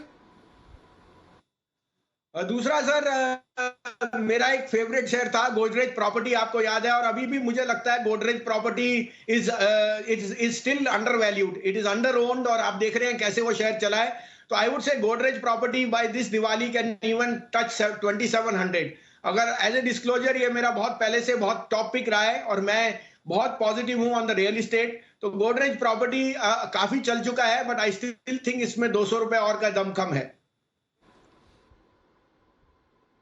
ओके, 200 रुपए की तेजी और बन सकती है गोदरेज प्रॉपर्टी में। ये है वसीम साहब की तरफ से राय। रियल एस्टेट शेयरों पर है बुलिश। वसीम साहब, और कोई पिक या ये दोनों ही है आज के लिए? नहीं, बस अनिल जी इस भाव पे और 18,000 के पास थोड़ा सा मैं कॉशियस हूं, तो मैं कहूंगा यही रखिए, क्योंकि यहाँ डिलीवरी पे अगर आप रहेंगे तो यू विल बी सेफ। बाकी ट्रेडिंग के लिए आपको पता है इतनी बड़ी रैली के बाद कुछ और यहाँ सजेस्ट करना थोड़ा आउटप्लेस्ड होएगा। तो एक दो दिनों में क्या कुछ और ये सोच रहे हैं आपके, मतलब कोई एक आध शॉर्ट आइडिया भी आएगा आपकी तरफ से, आ सकता है अगर बाजार मूड बनाए ऐसा थोड़ा कमजोरी का? तो अनिल जी देखिए, कल सुबह आपको देंगे। आज के लिए I think last half an hour में कोई ऐसी लंबी चौड़ी नहीं है। मेरे को जो जहां पे कन्विक्शन है वहां मैंने आपको कह दिया है, और आपके सामने है बंधन बैंक और बैंक ऑफ बड़ौदा। मैं अभी भी सोचता हूं इनमें तो अभी चाल शुरू हुई है, बट कल के लिए आपको कल बताएंगे सर। आज के लिए आई थिंक यही रखते हैं जी। ठीक बात है, बहुत ही बढ़िया, परफेक्ट। तो कुछ शॉर्ट आइडियाज भी आ सकते हैं बाजार के मूड माहौल के लिहाज से, लेकिन फिलहाल आप ये दो स्टॉक हैं जहां पर ट्रेडिंग के लिहाज से खरीदारी करें। ये राय है वसीम साहब की तरफ से। हर रोज वसीम साहब से आप कर सकते हैं मुलाकात जी बिजनेस पर सुबह 9:45 पर प्राइम टाइम और सुबह 2:45 पर दोपहर के प्राइम टाइम पर। हर रोज आपको बाजार का गाइडेंस और बेहतरीन पिक्स वसीम साहब की तरफ से। आज भी बंधन बैंक, बैंक ऑफ बड़ौदा दोनों कमाल करते हुए दिखे जो सुबह की पिक्स आई है। शुक्रिया वसीम साहब ये दो बेहतरीन पिक्स देने के लिए। तो ये है आपके लिए बड़े एक्शन वाला काम। जी दीप सर, तो बड़ा एक्शन, कुछ चुनिंदा बैंक्स पर रखनी है आपको नजर, और साथ ही भसीन साहब NLC India. Anil ji, NLC India by the way आपसे भी मेरे को राय लेनी थी उसकी, क्योंकि ये आपका स्टॉक ऑफ द डे था 16 सितंबर को। मुझे याद है जब आप कोल इंडिया की मूव पकड़ रहे थे, कोल इंडिया पकड़ने के बाद आपने बोला था कि एनएलसी इंडिया पर करनी है आपको फोकस, और उस समय 56-55 के आसपास होता था स्टॉक। इवेंचुअल टारगेट्स आपने इसके 62 के दिए थे और तब भी कहा था पोजिशनल बेसिस पर रखें नजर। आज 68 पर स्टॉक ट्रेड करते हुए दिख रहा है। एक बार एनएलसी इंडिया पर सर आपकी भी राय, क्योंकि कोल इंडिया के साथ साथ आपने इस पर भी अपनी राय दी थी उस समय। ओके, तो ये है आपके लिए बिल्कुल एनएलसी इंडिया पर जो हमारी राय। मेरे ख्याल से 62-65 रुपए के आसपास के जो टारगेट्स है वो टारगेट्स हासिल होते हुए दिख रहे हैं दीप। और अब चूंकि वसीम साहब ने भी कहा है, वैसे भी माइंस मिनरल्स वाले स्टॉक मजबूत है, डेफिनेटली होल्ड करें। देखिए कोल इंडिया किसी ने सोचा नहीं था कि इस तरह से होगा। धीमे धीमे स्टॉक सारे बढ़ते हैं। आप देखिए पिरामल आपके लिए आ चुका है। माइंड ट्री भी मैं आपको बता दूं 4250 के आसपास हमने रिकमेंड किया था, नीचे गया भी था। मैंने कहा आप रखिए, थोड़ा खरीदिए, फ्यूचर्स में मत खरीदिए, डिलीवरी लेकर रखिए। आज 4335 का हाई भी बनाया है, अभी 4250 के आसपास है। तो स्टॉक सारे एक्शन में रहेंगे। टीसीएस के नतीजे आने वाले हैं, टीसीएस के नतीजों के बाद डिसाइड करिए। अगर नतीजे अच्छे आ गए तो सारे आईटी शेयरों में चाल बनेगी, तो होल्ड भी कर सकते हैं, और अदरवाइज ठीक है, कोई दिक्कत वाली बात नहीं। तो धीमे धीमे थोड़ा खरीदें, लेकिन आप इस तरीके से खरीदें कि आपकी पोजीशन आप होल्ड कर पाएं, ये ज्यादा बढ़िया रहेगा आपके लिए। जी दीप, यह है आपके लिए राय इस समय बाजार पर। और जैसा अनिल जी आप कह भी रहे हैं, आईटी पे थोड़ा एक्शन बनते हुए दिख रहा है इस समय, और स्पेशली टीसीएस लीड कर रहा है। बाकी दिग्गज आईटी शेयर्स में भी एक्शन है। कुशल हमारे साथ तैयार हैं इस बार बताने के लिए कि कैसे रह सकते हैं टीसीएस के नतीजे जो आएंगे कल। कुशल बताइए। देखिए यहाँ पर दीपांशु, जिस तरह से टीसीएस के नंबर्स आ सकते हैं कल के सत्र में, उसमें मार्जिन पर हल्का सा डिप हमें देखने को मिल सकता है, क्योंकि जिस तरह से ओवरऑल वेतन खर्च बढ़ते हुए नजर आए हैं, और कंपनी के लिए अब देखिए जैसे जैसे नॉर्मलाइजेशन हो रही है तो सब कॉन्ट्रैक्टिंग कॉस्ट वो भी बढ़ता हुआ नजर आएगा। तो डेफिनेटली थोड़ा सा मार्जिन पर इम्पैक्ट आएगा, पर ओवरऑल जिस तरह की डील रैंप अप होती हुई दिखी है उससे कहीं ना कहीं कंपनी की आय में बेहतरीन उछाल देखने को मिल सकता है। डॉलर आय में करीब 3.7% की ग्रोथ हम एक्सपेक्ट करके चल रहे हैं। साथ ही कंपनी की जो रुपी टर्म्स में आय है वो ऑलमोस्ट 4.8% बढ़कर 47,600 करोड़ पर रहने का हम अनुमान कर चल रहे हैं। मार्जिन जैसा कि मैं आपको बता रहा था 25.5% से घटकर 25.1% के रह सकते हैं, और कंपनी का मुनाफा यहां पर करीब 8% की बढ़त के साथ 9,750 करोड़ का फिगर कंपनी दर्ज कर सकती है। अब यहां पर इन पे के नंबर्स में हमें क्या फोकस में रखना है, FY22 में ओवरऑल इनकी क्या प्राइसिंग स्ट्रेटेजी रहेगी, और साथ ही जो BFSI स्पेस है उसको लेकर कंपनी का क्या आउटलुक है। डिजिटल कॉन्ट्रैक्ट्स तो हम पिछले कई महीनों से, इनफैक्ट कई क्वार्टर से बात कर रहे हैं, जिस तरह की यहाँ पर तेजी होती हुई दिखी है, और टीसीएस भी लगातार यहाँ पर अपनी पोजीशन जो है और बढ़त जो है वो बनाता हुआ नजर आ रहा है। तो देखना होगा कि इस पर क्या कमेंट्री रहती है, एंड ओवरऑल आगे के लिए जो डील पाइपलाइन है उस पर कंपनी क्या अपना विचार रखती है। ओके, तो ये है आपके लिए टीसीएस। नजर रखेंगे नतीजे के और कमेंट्री पर भी। एक बार जरा चार्ट पर भी राय ले ली जाए। टीसीएस एक्शन में आपको इस समय आते हुए भी दिख रहा है। वागले साहब, टीसीएस 3900 के आसपास क्या राय देंगे सर? दीपांशु, इमीडिएटली तो मुझे लगता है 4000 का टारगेट आना चाहिए इमीडिएटली, मतलब 2 से 3 दिन, मे बी 3 से 4 दिन। और आपको अगर बाय करना है तो यहाँ पे बाय कर सकते हैं, हल्की सी गिरावट आती है, ऐड कर सकते हैं। 3800 का आपका स्टॉप लॉस, 4000 का टारगेट, ये मेरा पोजिशनल व्यू है।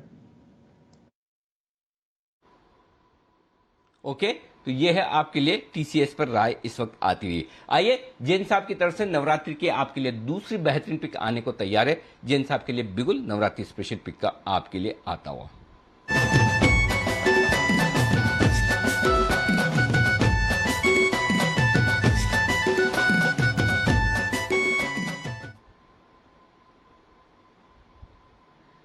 बताएं जैन साहब।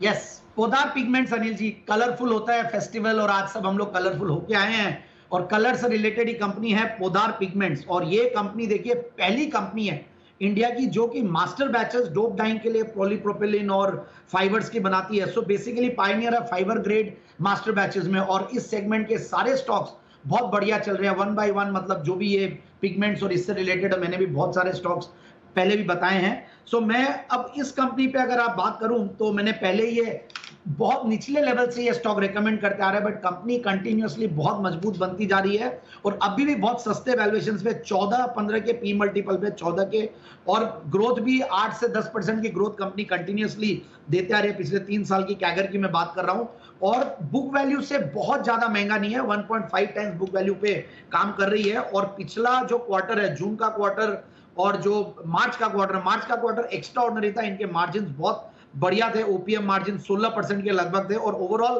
टीटीएम बेसिस पे ये हाईएस्ट एवर प्रॉफिट्स पे बैठा हुआ है 35 करोड़ के पैट पे।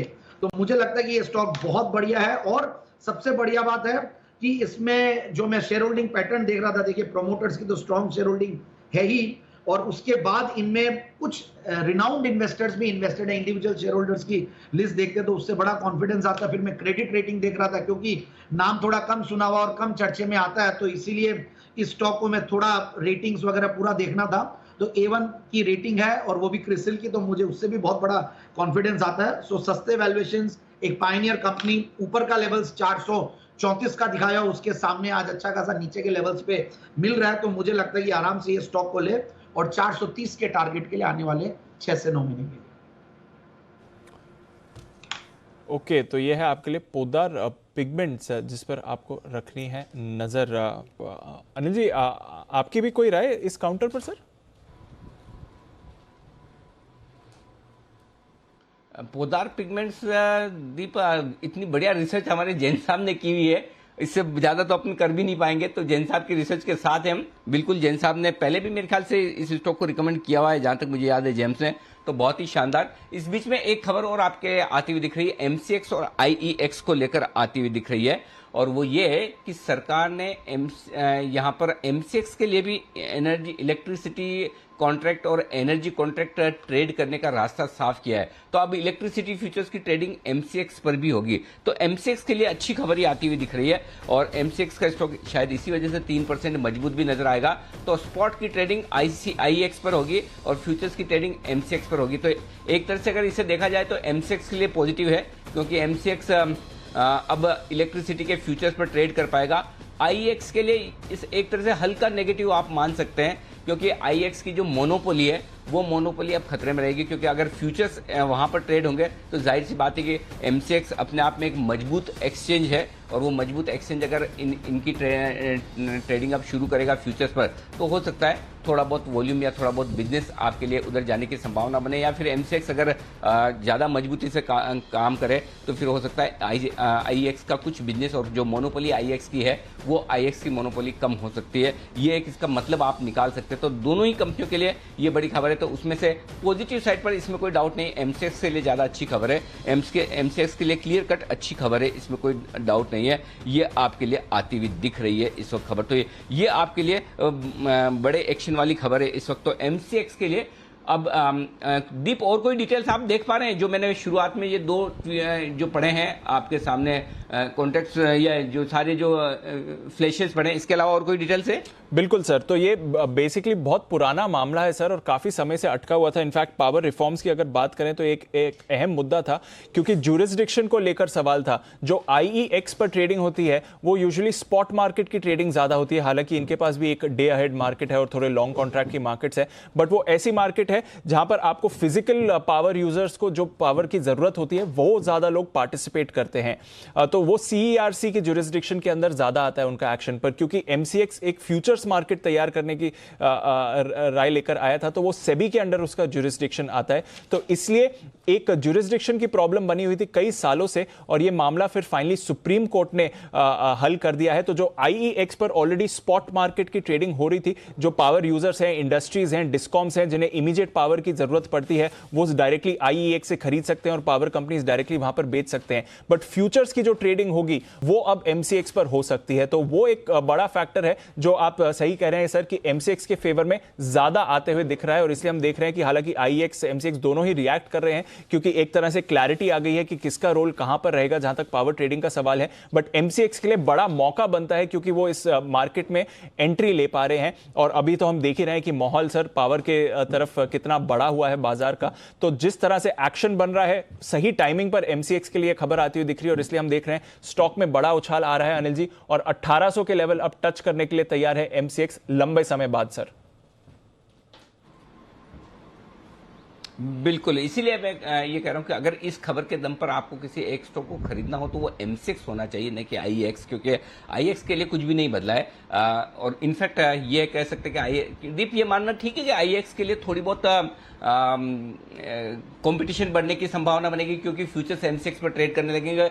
MCX ज्यादा बड़ा, ज्यादा पुराना, ज्यादा साइज वाला एक्सचेंजर, अगर वो इस बिजनेस को, फ्यूचर्स के बिजनेस को बढ़ा ले तो IEX के लिए क्या कुछ नुकसान हो सकता है बिजनेस का? सर एक तरह से हो सकता है, बट जो स्कोप है दोनों के लिए काफी अलग रहेगा, क्योंकि जो IEX पर ट्रेडिंग होती है, जो पावर कंपनीज हैं वो एक्स्ट्रा जो अपना सप्लाई होता है वो IEX को बेच देती हैं, और फिर जो इंडस्ट्रीज हैं, कामकाज है, इंडस्ट्रियल यूनिट्स हैं, या फिर जो स्टेट की डिस्ट्रीब्यूशन कंपनीज हैं जिन्हें पावर की इमीडिएट यूज होती है, नीड होती है, वो IEX से खरीद लेती हैं। तो जो एक्चुअल पावर की ट्रेडिंग होती है वो IEX पर ही होती है। पर क्योंकि IEX पर फ्यूचर्स ट्रेडिंग का विकल्प नहीं था, तो जो ट्रेडर्स ट्रेड करना चाहते हैं फ्यूचर्स मार्केट में, वो वॉल्यूम्स IEX पर उतने नहीं आ पाते। इनके पास भी थोड़े डे अहेड मार्केट टाइप्स के प्रोडक्ट्स हैं, बट यूजुअली जो फिजिकल एक्शन होता है, पावर की डिमांड का एक्शन होता है, वो IEX पर होता है। तो वॉल्यूम्स के लिहाज से देखें तो MCX पर वॉल्यूम्स का बड़ा उछाल आएगा, क्योंकि जिस तरह से इस समय स्पॉट मार्केट में भी हम बात कर रहे हैं कई समय से कि पावर के दामों में 3 से 4 गुना का उछाल दिखा है, तो उस हिसाब की अब जो फ्यूचर्स की ट्रेडिंग हो सकती है वो MCX पर ज्यादा हो पाएगी। और इसलिए MCX के लिए बड़ी खबर आ रही है, as per action sir IEX का कारोबार उतना नहीं बदलेगा जैसा कि आप भी कह रहे हैं, बट हां वॉल्यूम्स जो थोड़े हैं, स्पेशली स्पेक्युलेटर्स के जो वॉल्यूम्स हैं, वो अब MCX की तरफ पूरे आ जाएंगे। तो MCX को वॉल्यूम से बड़ा उछाल दिखेगा। माइल्ड नेगेटिव आप कह सकते हैं IEX के लिए है सर, बट वैसे जो उनका कारोबार है वो एनीवे स्पेक्युलेटिव उसमें ज्यादा नहीं था, तो उस हिसाब से उतना फर्क नहीं पड़ना चाहिए सर। ओके, तो बिल्कुल, तो MCX के लिए बड़ी पॉजिटिव खबर है। IEX के लिए न्यूट्रल से हल्की नेगेटिव मान सकते हैं, नेगेटिव ना भी माने तो न्यूट्रल तो है ही, इसमें कोई डाउट नहीं है। MCX के लिए एक बड़ा रास्ता खुलने की तैयारी, और इसीलिए स्टॉक 5% मजबूत भी आपको ट्रेड करता हुआ नजर आएगा। आइए बढ़ते हैं आगे, और नितिन जी तैयार है निफ्टी के निशानेबाज नितिन मुरारका।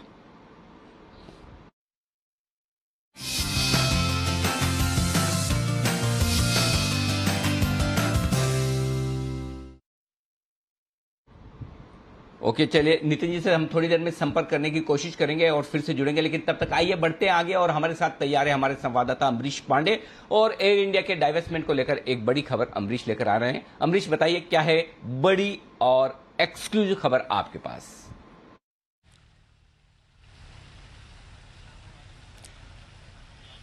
जी सर, एयर इंडिया को डाइवेस्टमेंट को लेकर जो बड़ी खबर हमको मिली है, जो हमारे सूत्र बता रहे हैं कि कल ये जो अमित शाह लेड पैनल है, मंत्रियों का जो ग्रुप है, इसकी मीटिंग है। एक औपचारिक बैठक के बाद कल शाम तक इस नाम की घोषणा कर दी जाएगी कि आखिर किसके पक्ष में जाएगा एयर इंडिया। मतलब अभी जो 15 सितंबर को ये बैठक हुई थी, जिसमें फाइनल बोलियां करने के बाद अल्टरनेटिव मैकेनिज्म कमेटी की बैठक हुई थी, और उन बैठकों में जो रिपोर्ट आई थी सामने, उसमें टाटा को प्रेफर किया गया था। उनको सबसे बड़ा कंटेंडर मान के ये कहा गया था कि टाटा को ही जानी चाहिए एयर इंडिया। और उसके बाद सरकार की कोशिश थी कि 15 अक्टूबर को सरकार ने डेडलाइन रखी थी अपनी कि 15 अक्टूबर से आगे इस पूरी प्रक्रिया को नहीं बढ़ाएंगे। और कल इस कड़ी में एक अहम बैठक है, और इस अमित शाह लेड पैनल की कल की बैठक के बाद जो हमारे सूत्र बता रहे हैं कि शाम तक प्रेस कॉन्फ्रेंस करके इस बात की घोषणा कर दी जाएगी कि आखिर किसके पक्ष में एयर इंडिया की बोली जा रही है। मतलब किसका होगा एयर इंडिया, ये कल शाम को घोषणा हो जाएगी, ऐसा हमारे सूत्र हमको बता रहे हैं जी। तो ये है आपके लिए बड़ा डेवलपमेंट। कल शाम तक अमरीश आप कह रहे हैं कि दावेदार आ जाएगा सामने, नाम एयर इंडिया किसके पास जाने वाला है, करेक्ट? जी बिल्कुल सर, कल दोपहर में इस बात की बैठक है। अमित शाह, राजनाथ सिंह, वित्त मंत्री, ये सारे लोग रहेंगे उसमें। इस मंत्रियों के इस कमेटी के अध्यक्ष हैं अमित शाह, और दोपहर में एक औपचारिक बैठक है, और इसके बाद शाम तक घोषणा हो सकती है। वित्त मंत्री के कार्यक्रम के अनुसार इसको देखा जाएगा, 4 बजे होगी या 6 बजे होगी, लेकिन कल शाम तक इस बात की घोषणा हो जानी चाहिए कि आखिर किसके पक्ष में एयर इंडिया जा रहा है। तो सबको अंदाजा है ही कि किसके पास जा रहा है, लेकिन फिर भी ऑफिशियली ऐलान होना तो बाकी है। तो बस अमरीश काम पर लग जाइए, आपको पता लगाना है कि जो नाम चल रहे हैं, जो सबसे आगे दौड़ में है, टाटा वही है या कोई और। तो कल आपको फिर इसी वक्त मुलाकात करनी है, बताना है, और उससे पहले पता चले तो वो भी। तो कल बड़ी बैठक होने जा रही है और उसमें एयर इंडिया के दावेदार का होगा ऐलान। इस पर रखिएगा आप पूरी नजर। शुक्रिया अमरीश, ये पूरा अपडेट देने के लिए। कल वित्त मंत्री एयर इंडिया के नए दावेदार की घोषणा कर सकते हैं। तो दीप, ये बड़ा इंटरेस्टिंग होगा। फाइनली एयर इंडिया का डाइवेस्टमेंट होने की तैयारी में, और मैं ये कहूंगा कि ये डाइवेस्टमेंट सरकार के लिए एक बड़ी रिलीफ वाली बात होगी कि अल्टीमेटली एयर इंडिया जैसी लॉस मेकिंग जो एयरलाइंस है, जो इंस्टीट्यूशन है, वहां पर फाइनली एक कोई ढंग का दावेदार आकर उसे खरीद रहा है। जी बिल्कुल सर, और इतनी स्पेकुलेशन चल रही है, इतनी बातचीत चल रही है, तो अच्छा रहेगा कि फाइनली इस मुद्दे पर हमें थोड़ी क्लैरिटी मिलने वाली है। तो इंतजार रहेगा, कल देखते हैं इस पर क्या आपको एक्शन आते हुए दिखेगा। पर आज जो स्टॉक्स एक्शन में हैं उनके बारे में बात कर लें। और आज जो स्टॉक जबरदस्त रफ्तार पकड़े हुए हैं, टाटा मोटर्स, सुबह से हम बात भी कर रहे हैं, बढ़िया तेजी बनी हुई है। क्या है वजह टाटा मोटर्स में इतने बड़े एक्शन की, आइए जानते हैं। कुशल है हमारे साथ तैयार, कुशल बताएं। बिल्कुल दीपांशु, आप देखिए काफ़ी बड़ा अपग्रेड आता हुआ दिख रहा है मॉर्गन स्टैनले की तरफ से, जिन्होंने यहाँ पर रेटिंग अपग्रेड किए हैं और साथ ही टारगेट्स भी बढ़ाए हैं। रेटिंग जो है यहाँ पर इक्वल वेट से बढ़ाकर अब ओवरवेट कर दी गई है, और जो टारगेट्स है 298 इनके प्रीवियस टारगेट थे, और इस बारी इन्होंने 448 रुपये के टारगेट रखे हैं। और यहाँ पर इस बारी इनका जो फोकस है वो जेएलआर कारोबार पर उतना नहीं है जितना भारतीय कारोबार से ये एक सरप्राइज इंक्रीमेंटल सेल्स एक्सपेक्ट करके चल रहे हैं, और बहुत ही बेहतरीन परफॉर्मेंस की एक्सपेक्टेशंस इनको ओवरऑल इंडिया के दोनों पैसेंजर व्हीकल्स और साथ ही सीवी कारोबार से आती हुई नजर आ रही है। पैसेंजर व्हीकल्स को लेकर इन्होंने ये चीज कही है कि यहां पर जिस तरह की कॉस्ट स्ट्रक्चरिंग की गई है, और साथ ही जो नए मॉडल्स के पोर्टफोलियो हैं इनके, ओवरऑल आप देखिए ईवी स्पेस में और जिस तरह की सेल्स वहां पर होती हुई दिख रही है, उससे कंपनी का मार्केट शेयर लगातार इंप्रूव होता हुआ नजर आएगा। इनफैक्ट Q4 FY16 के बाद इस बारी अब कंपनी की 10% मार्केट शेयर यहां पर होती हुई नजर आई है। इनफैक्ट यहां पर FY21 में 2% का एबिटा मार्जिन के मुकाबले FY24 में एक्सपेक्ट करके चल रहे हैं कि इनकी मार्जिन्स जो है ऑपरेटिंग मार्जिन 8.5% हो सकती है। तो काफी सिग्निफिकेंट जंप ये FY24 तक इनकी मार्जिन्स में एक्सपेक्ट करके चल रहे हैं। सीवी कारोबार की बात करें तो यहां पर जो सीवी कारोबार है, साइक्लिकल रिकवरी हम सबको पता है कि यहां पर होती हुई दिख रही है अक्रॉस द बोर्ड, और इनके लिए भी काफी फायदा है क्योंकि कंपनी का करीब 42% मार्केट शेयर है ओवरऑल सीवी स्पेस में। और अंत में जेएलआर कारोबार पर भी इन्होंने कमेंट्री की है, जिसमें FY23 में बेहतर जो फ्री कैश फ्लोज है यहां पर इनकी पोजीशन बनती हुई नजर आ सकती है। तो डेफिनेटली 3 बड़े क्यूज को ध्यान में रखते हुए यहां पर टारगेट और साथ ही रेटिंग अपग्रेड किए गए हैं, जिस वजह से आपको टाटा मोटर्स में आज एक्शन दिख रहा है। बिल्कुल, टाटा मोटर्स में जबरदस्त एक्शन दिख रहा है, 12% ऊपर, और टाटा मोटर्स में भरोसा रहा है हमारे सभी एक्सपर्ट्स का, कई बार चर्चा भी करी है, तो नजर रखिए इस पर। आइए एक कॉल दे रहे हैं सुमित जी बिगुल, सुमित के सुपरहिट। कभी कभी खुशी के लिए कुछ ज्यादा नहीं, एक अनजान दोस्त ही काफी है। एबिक्स कैश हर खुशी के लिए काफी है।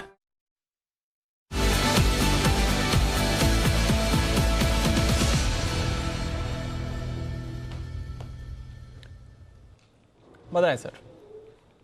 बाय का स्टॉक है 765 रुपया 767 का अभी भाव चल रहा है। स्टॉक का नाम है मिंडा इंडस्ट्रीज। मिंडा इंडस्ट्रीज के अंदर ब्रेकआउट है, लास्ट 2 महीने के हायर लेवल्स पे आ चुका है। आज स्टॉक के अंदर एक स्ट्रॉन्ग कैंडल फॉर्म हुई है और वॉल्यूम्स के साथ ये प्राइस एक्शन देखने को मिल रहा है। तो 2 से 3 दिनों के अंदर मिंडा इंडस्ट्रीज के अंदर यहां से मिंडा इंडस्ट्री में यहां से एक अच्छा अपसाइड मूव देखने को मिल सकता है, जिसमें पहला टारगेट बनेगा 800 का और दूसरा टारगेट बनेगा 825 का।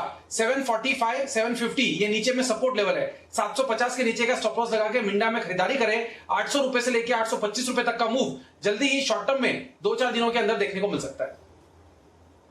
25 के टारगेट्स के लिए मिंडा इंडस्ट्रीज पर आपको करनी है खरीदारी। इस समय सुमित जी की तरफ से कॉल आते हुए दिख रहा है। मिंडा इंडस्ट्रीज स्टॉक भी आपको भरपूर फोकस में बनते हुए दिखेगा। कुछ और काउंटर्स जहां पर भरपूर फोकस आपको बनते हुए दिख रहा है। टीसीएस के साथ साथ इन्फोसिस पर भी एक मूव आ रही है। तो जो आईटी काउंटर्स हैं वो अब डेफिनेटली बाजार को लीड करते हुए दिख रहे हैं। पर ट्रेंट टेक्सटाइल स्पेस की हम बात कर ही रहे थे और ट्रेंट पर भी एक अच्छा एक्शन है। अगेन एक टाटा ग्रुप कंपनी है जिसके बारे में फोकस है। कुणाल जी, ट्रेंड के चार्ट पर कोई राय सर? 1110 के लेवल्स के करीब ट्रेड कर रहा है।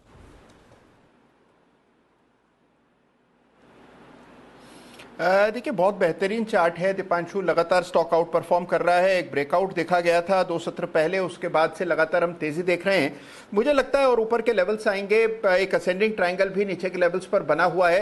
यहाँ 1050 का रिवाइज स्टॉप लॉस करें। अगर पहले की नीचे की खरीद है 1050 का स्टॉप लॉस करके मुझे लगता है होल्ड करना चाहिए और ऊपर के लेवल्स इसमें देखने को मिलेंगे। 1200 तक भी चला जाए तो कोई बड़ी बात नहीं। ओके, तो ये है आपके लिए ट्रेंट लिमिटेड। यहां पर खरीदारी करने की राय आपके लिए 1200 रुपए तक के टारगेट्स बनते हुए दिखेंगे आपको। ये आपके लिए आता हुआ दिख रहा है। एक और बेहतरीन स्टॉक जो एक्शन में आता हुआ दिख रहा है। आइए, जैन साहब ने 3 शेयरों का वादा किया था, तीसरा वादा, तीसरी कसम पूरा करने का वक्त आ चुका है। जैन साहब के लिए नवरात्रि पिक का बिगुल।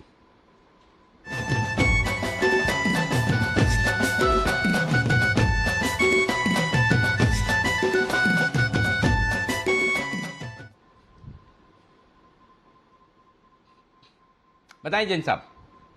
Yes Anil ji, KCP limited. सो मेरी आज की तीसरी नवरात्रि पिक है केसीपी लिमिटेड। एक बेहतरीन क्वालिटी कंपनी। अगेन सबसे बढ़िया बात है, बहुत पुरानी पेडिग्री वाली कंपनी, 80 साल पुरानी कंपनी है और डाइवर्सिफाइड ग्रुप है। और ये कंपनी भी देखिए 1941 से काम जब शुरू किया था, फिर 1955 में हेवी इंजीनियरिंग में, फिर सीमेंट में, फिर पावर में, शुगर में भी है, हॉस्पिटैलिटी में भी इनके एक होटल है साउथ में। बट ओवरऑल जो मुझे फंडामेंटल्स और जो कैपेसिटीज में इनकी जब पढ़ रहा था, तो सबसे बढ़िया बात ये लगी कि इनके करीब 12 सीमेंट फैक्ट्रीज है, 40 करीब शुगर प्लांट्स है in India and abroad. Vietnam में भी इनकी एक कंपनी है टर्न की शुगर प्लांट्स जो एग्जीक्यूट करते हैं। सो ओवरऑल मुझे लगता है शुगर और सीमेंट दोनों में बहुत जबरदस्त चाल आने वाली है। सीमेंट स्टॉक्स तो अच्छा कर ही रहे हैं और शुगर स्टॉक्स और बढ़िया करेंगे जब से क्रूड ऑयल बहुत महंगा चल रहा है और सरकार ऑलरेडी काफी इथेनॉल के ऊपर पुश कर रही है। तो मुझे लगता है कि शुगर स्टॉक्स तो माहौल में बने रहेंगे ही। तो केसीपी लिमिटेड के मैं फंडामेंटल्स की अगर बात करूं तो बहुत उम्दा फंडामेंटल्स है। आप देखिए 8 के पी मल्टीपल पे ये स्टॉक सिर्फ काम कर रहा है। मैंने जब लास्ट बार रेकमेंड किया था तब ये स्टॉक में मैं दिसंबर के क्वार्टरली रिजल्ट्स तक एनालाइज करके दिया था।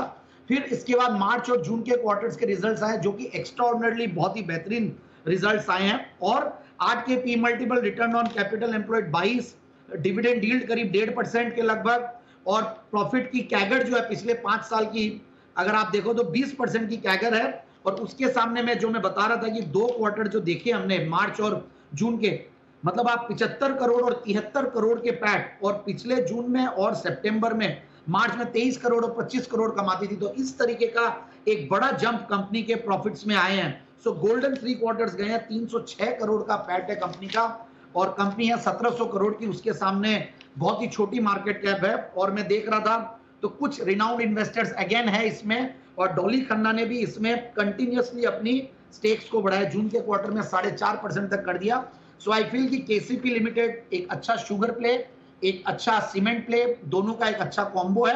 तो I think it can be a great stock. Again ये स्टॉक भी ऊपर के लेवल से करेक्टेड है, 169.70 के लेवल्स ऊपर दिखाया हुआ है, और आज अगर 140 के लगभग मिलता है तो मेरे हिसाब से it's a very good buy. Risk बहुत कम है, 120-25 का बहुत स्ट्रॉन्ग सपोर्ट रहता है स्टॉक में, तो मेरे हिसाब से ये स्टॉक को ले आराम से 170 के टारगेट्स के लिए।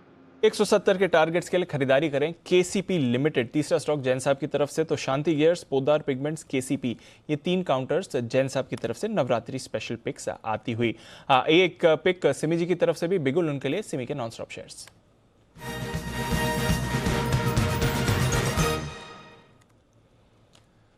बताएं सिमी जी। दीपांशु, अभी जो स्टॉक मैं देने जा रही हूँ वो विशेष का टर्म मैं यूज करूंगी यहाँ पे, क्योंकि ये स्टॉक भी सेमी लिक्विड है। ये स्टॉक, इसका नाम है इप्का लैब।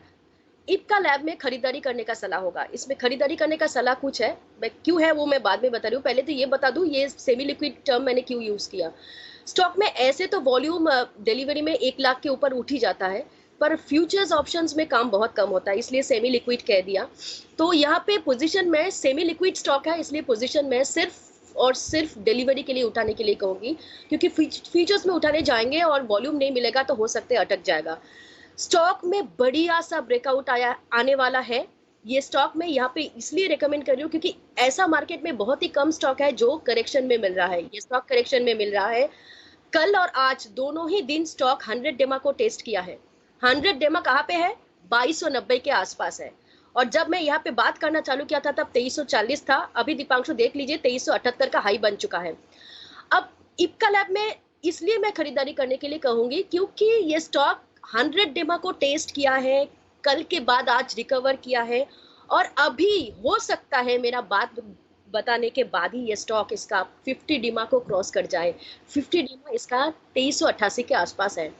अगर क्रॉस हो जाएगा दीपांशु तब मेरा टारगेट्स आने वाला होगा। पहला टारगेट होगा क्या? 2450 का पहला टारगेट, 2490 का दूसरा टारगेट, 2530 का तीसरा टारगेट के लिए डिलीवरी बेस्ड बाइंग इसमें करना है। 100 डेमा के नीचे मेरा स्टॉप लॉस होगा, वो है कहा 2290 के नीचे, वही क्लोजिंग बेसिस पर फॉलो करना पड़ेगा। अब स्टॉक 50 डेमा को क्रॉस करने वाला है और स्टॉक में ऑलरेडी 40 रुपया का मूवमेंट आ चुका है। मैंने कहा ये सेमी लिक्विड स्टॉक है, इसलिए हो सकता है कि मतलब डिलीवरी बेस्ड बाइंग है, ठीक है, इसमें कोई फ्यूचर्स बाइंग नहीं करनी चाहिए। स्टॉक को पोजिशनली होल्ड कीजिए। ये जो टारगेट्स मैंने दिए हैं 2450, 2490, 2530 का, ये जो टारगेट्स मैंने दिए हैं ये 5 से 7 ट्रेडिंग सेशन में आना चाहिए। परफेक्ट। तो ये है आपके लिए खरीदारी करने की राय, इप्का लैब में आती हुई दिख रही सेमी लिक्विड स्टॉक है, जैसा कि बताया हमारे विश्वेश जी ने, और उनके हिसाब से और साथ ही सिमी जी को भी यही स्टॉक सेमी लिक्विड नजर आता दिख रहा है। इस बीच एक और स्टॉक है, हाल ही की लिस्टिंग वाले स्टॉक्स बड़े एक्शन में आते हुए दिख रहे हैं। न्यूरेका लिमिटेड, इस स्टॉक को देखें 2000 की तरफ बढ़ता हुआ दिख रहा है। 20% का ऊपरी सर्किट न्यूरेका में नजर आएगा। कल्याण ज्वेलर्स भी 14% बढ़कर 80 रुपए के आसपास, हालांकि मेरे ख्याल से अब भी अपनी इश्यू प्राइस के आसपास से नीचे है। 50 रुपए की इश्यू प्राइस होनी चाहिए कल्याण ज्वेलर्स, जहां तक मुझे याद है। सोना BLW प्रिसीजन, जिसे सोना कॉमस्टार के नाम से भी आज जानते हैं, 12% की बड़ी तेजी यहां बनती हुई दिख रही है। मैक्रोटेक डेवलपर्स, मेरे ख्याल से आज ट्रेडर्स डायरी में बताया गया था, जो इसका क्वार्टरली अपडेट देखने के बाद यहां पर भी आप देख सकते हैं 7% की बड़ी तेजी। और हाल ही की लिस्टिंग पारस डिफेंस, जो अब तक का रिकॉर्ड IPO 300 गुना भरा है, वहां पर लगातार हर रोज 5% का सर्किट लगता हुआ शुरुआत के 10 दिन ट्रेड टू ट्रेड में रहेगा। आइए मुलाकात करते हैं आशीष चतुर्वेदी से। वक्त है बैन से बेनिफिट का।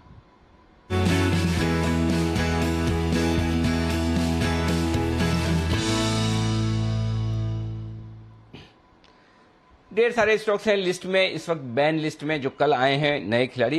बताइए आशीष, क्या सीन है आज? कोई एंट्री एग्जिट की संभावना? अनिल जी, कौन सा स्टॉक निकलेगा बाहर? कोई भी स्टॉक ऐसा नहीं है जिसकी मार्केट वाइड पोजीशन लिमिट फिलहाल जो 80% से कम हो। तो यानी जो 5 स्टॉक बैन में है, नाम एक बार रिपीट कर देता हूँ। इंडिया बुल्स हाउसिंग फाइनेंस है, नालको, PNB, कैनरा बैंक और सेल। ये 5 जो स्टॉक है वो बैन में है, बैन में बने रहेंगे। और अच्छी बात यह है कि बाहर तो कोई निकल नहीं रहा, एंट्री भी किसी की नहीं हो रही। नो एंट्री नो एग्जिट, कुछ भी नहीं, नो चेंज सर। अच्छा, इस पे एक मुझे याद है, एक पूछे मेरा फेवरेट गाना कौन सा है? सर मुझे पता है। कौन सा? सर आपने बुलाया किस लिए, समथिंग ऐसा ही कुछ है सर। नहीं, वो तो आपका जवाब है। आप यहाँ आए किस लिए? उसका जवाब ये आपने बुलाया इसलिए, तो फिर मैं कहूंगा आए तो मेन लिस्ट भी बताइए, जो आपके पास कुछ है नहीं। कोई बात नहीं, लेकिन आशीष इसी तरह आते जाते रहे, काम कुछ हो ना हो, ऑफिस तो आना ही है। अच्छा, ऑफिस आएंगे तो लिंक भी करना ही है, बस कुछ नहीं तो हम मुस्कुरा लेंगे आपको देखकर। ऐसी बात है। स्मार्ट लग रहे हैं वैसे आज आप। Thank you sir. ओके, तो आशीष जी ने कुछ भी नहीं किया, आशीष जी के हाथ में कुछ है भी नहीं, करे तो भी क्या करे। तो ये बैन लिस्ट जस की तस बनी रहेगी दीप, तो बैन लिस्ट में कोई बदलाव नहीं है। आइए वागले साहब के लिए बिगुल, वागले का वंडर।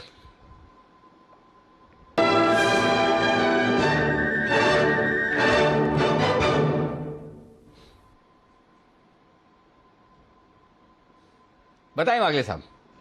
अनिल जी, एस्कॉर्ट्स में बीटीएसटी करना चाहिए, 1524 का भाव है। एक पिछले 8 दिनों का मल्टीपल हाइस को ये ब्रेक कर रहा है। मुझे एक 15 से 20 रुपए की मूव दिखती है। 1540 का मेरा टारगेट होगा।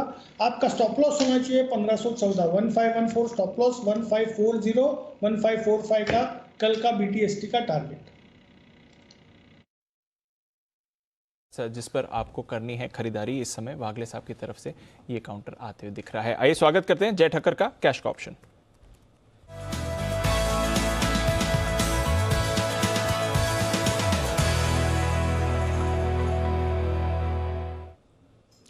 स्वागत है जय, गुड आफ्टरनून, बताएं sir. Very good afternoon to Deep, very good afternoon to Anil ji. Deep, एक छोटा सा अपडेट, जो सुबह कॉल दिया था 17,750 का खरीदने को 175 पर, दीप वो करीब करीब गया था ऊपर में 215 के आसपास, एंड एक अच्छा मूव हमें वहां पे देखने मिला। एंड 890 तक का मूव एक्सपेक्टेड था निफ्टी पर, और ऑलमोस्ट 860 तक तो आ गया था। सो इसलिए प्रॉफिट बुक करने की भी सलाह दी गई थी, ट्रेड करने की भी सलाह दी गई थी। अब दीप खरीदना है हमें 17,700 का कॉल, तो एक 50 पॉइंट नीचे का स्ट्राइक चूज करेंगे। 187 पर ट्रेड कर रहा है दीप। यहाँ पे आप स्टॉप लॉस क्लोजिंग बेसिस पे लगाना 142 का, 187 पे खरीदे, 142 का स्टॉप लॉस दीप। यहाँ पे पहला जो टारगेट इसका निकल कर आ रहा है वो है 228 का, एंड दूसरा टारगेट बन रहा है 260 का, 228 260। 260 सेकंड वाला थोड़ा ज्यादा दे रहा हूँ, इसका कारण ये है कि अगर दीप इसने 17,900 का लेवल निकाल दिया गोइंग फॉरवर्ड अब यहाँ से, तो हमें फिर से एक फ्रेश हाइज देखने मिलेंगे 17,900 के ऊपर निफ्टी में। और मेरा ये मानना है कि देखिए ऑन द डाउन साइड अब 17,700 एक बहुत ही अहम लेवल है। इनफैक्ट 17,800 पर ही अच्छा खासा राइटिंग आज के दिन हमें देखने मिल रहा है surprisingly, but then 17,700 according to me is a very good level. उसके नीचे निफ्टी जाना नहीं चाहिए, एंड इसीलिए फिर से कॉल ऑप्शन खरीदने की सलाह। थोड़ा बहुत नीचे आए तो किसको एवरेज भी करना है तो कर सकते हैं। तो ये निफ्टी पर बाय रिकमेंडेशन है। ओके, तो ये है आपके लिए राय इस वक्त आती हुई जय की तरफ से। 17,700 का कॉल ऑप्शन खरीदने की राय, in the money call option खरीदे। 187 पर 142 का स्टॉप लॉस, 228 260। हालांकि 17,800 के नीचे होनी नहीं चाहिए थी क्लोजिंग, लेकिन 3 बजे के पहले थोड़ा सा नीचे आया, इसलिए 17,750 17,800 शायद अब क्लोजिंग एक्सपायरी आपको उस रेंज में होती हुई नजर आए। और बैंक निफ्टी भी 37,700 37,900 की रेंज में ही एक्सपायरी वहीं पर होती हुई दिख रही है। आइए, पीरामल एंटरप्राइजेज ने किया है बड़ी कॉर्पोरेट रिस्ट्रक्चरिंग का ऐलान। कैसी होगी रिस्ट्रक्चरिंग, क्या होगा फायदा, और शेयर होल्डर्स के लिए क्या कुछ है, इसमें बताने के लिए तैयार है देवांशी। देवांशी बताइए। बिल्कुल अनिल जी, आप देखिए अब एकदम क्लियर कट जो कॉर्पोरेट स्ट्रक्चर है वो आपको पिरामल एंटरप्राइज की तरफ से आता हुआ दिख रहा है। आप देखिए अब 2 एंटिटीज फॉर्म होती हुई दिखेंगी। पिरामल एंटरप्राइज, जहां पे हम देखेंगे उनका लेंडिंग कारोबार होगा, होलसेल, रिटेल और साथ ही हाउसिंग फाइनेंस कारोबार इसमें शामिल होगा। और अब जो फार्मा कारोबार है उसको डीमर्ज किया जाएगा और अलग से इसकी फार्मा कारोबार को यहाँ पे आने वाले समय में लिस्ट करने की भी योजना है। तो जो पिरामल फार्मा है वो अलग कंपनी होगी। अब मैं आपको बता दूं कि जो पिरामल फार्मा है उसकी 2 सब्सिडरीज थी, CCPL और HPPL, ये दोनों को भी अमालगमेट किया जाएगा पिरामल फार्मा में, यानी कि मर्ज कर दिया जाएगा। साथ ही DHFL इसका जो एक्विजिशन किया था उसको पिरामल एंटरप्राइज लिमिटेड में जो उनकी सब्सिडरी है वैसे ही रहेगी, ये उनकी सब्सिडरी बनी रहेगी। लेकिन एक और फाइनेंशियल कंपनी है जो उनकी फिनवेस्ट है, उसको मर्ज कर दिया जाएगा पिरामल एंटरप्राइज में। तो कुल मिला के आप देखिए अब कॉर्पोरेट स्ट्रक्चर एकदम साफ हो चुका है, जहां पे एक बार लेंडिंग कारोबार है और दूसरी तरफ इनका फार्मा कारोबार है। शेयर होल्डर्स को फायदा इसलिए मिलेगा क्योंकि आप देखिए हर एक शेयर एक शेयर होल्ड करते हैं उनके सामने 4 शेयर्स जो हैं उनको पिरामल फार्मा के मिलते हुए दिखेंगे, जो कि काफी पॉजिटिव है। रेवेन्यू कंट्रीब्यूशन पर अगर आप नजर करते हैं तो फार्मा से इनका 45% तक हिस्सा आता है, फाइनेंशियल से बाकी का 55% का जो हिस्सा है रेवेन्यू का वो इनके फाइनेंशियल कारोबार से आता है। इसके साथ ही आप देखिए अब पिरामल फार्मा की भी जो ग्रोथ है वो काफी जबरदस्त देखने मिल रही है, हायर वैल्यूएशंस मिलते हुए दिख रहे हैं और इस कॉर्पोरेट स्ट्रक्चर से यही फायदा हो रहा है। दोनों कंपनीज को अलग अलग जो एलोकेशन है फाइनेंसेस में वो मिलते हुए दिखेंगे। आने वाले समय में दोनों कंपनीज के जो वैल्यूएशंस हैं वो बढ़ते हुए दिखेंगे। और साथ ही आप देखिए अब फार्मा कारोबार, वहां पे सीडीएमओ है, कॉम्प्लेक्स जेनरिक का कारोबार है और साथ ही इनका जो कंज्यूमर हेल्थ केयर कारोबार है वो इसमें आता हुआ दिखेगा। FY21 की अगर बात करें 5776 करोड़ का इनका जो टोटल रेवेन्यू था वो यहाँ पे आता हुआ दिख रहा है। और आप देखिए सीएजीआर ग्रोथ जबरदस्त होती हुई दिख रही है, रेवेन्यू में 14% की ग्रोथ है। अगर आप पिछले 10 साल में देखें एबिटा सीएजीआर ग्रोथ 28% की इनके फार्मा कारोबार में आती हुई दिख रही है। तो आने वाले समय में अच्छे वैल्यूएशंस फार्मा कारोबार को मिलते हुए दिखेंगे। DHFL का एक्विजिशन खत्म हो चुका है, इसके चलते इनके लेंडिंग कारोबार को भी अच्छे वैल्यूएशंस मिलेंगे। बिल्कुल, और क्लीन स्ट्रक्चर हो जाएगा कंपनी का। फार्मा कारोबार एक तरफ लिस्टेड रहेगा, फाइनेंशियल कारोबार एक तरफ लिस्टेड रहेगा। तो वैल्यू क्रिएशन कंपनी की तरफ से हमारी बड़ी खबर पर लगी है मोहर। शुक्रिया देवांशी ये सारी डिटेल्स देने के लिए। आइए चलते हैं जय के पास, बिगुल उनके लिए जय का जैकपॉट।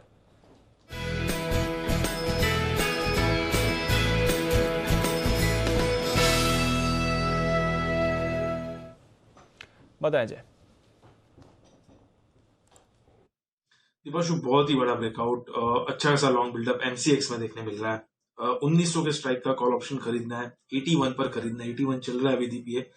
इसमें मुझे ऐसा लग रहा है कि आप स्टॉप लॉस नीचे की तरफ रख सकते हैं, थोड़ा दूर का स्टॉप लॉस दे रहा है उदीप। 81 पर खरीदे, 55 का स्टॉप लॉस रहेगा, क्योंकि 6.5% ऊपर भी है।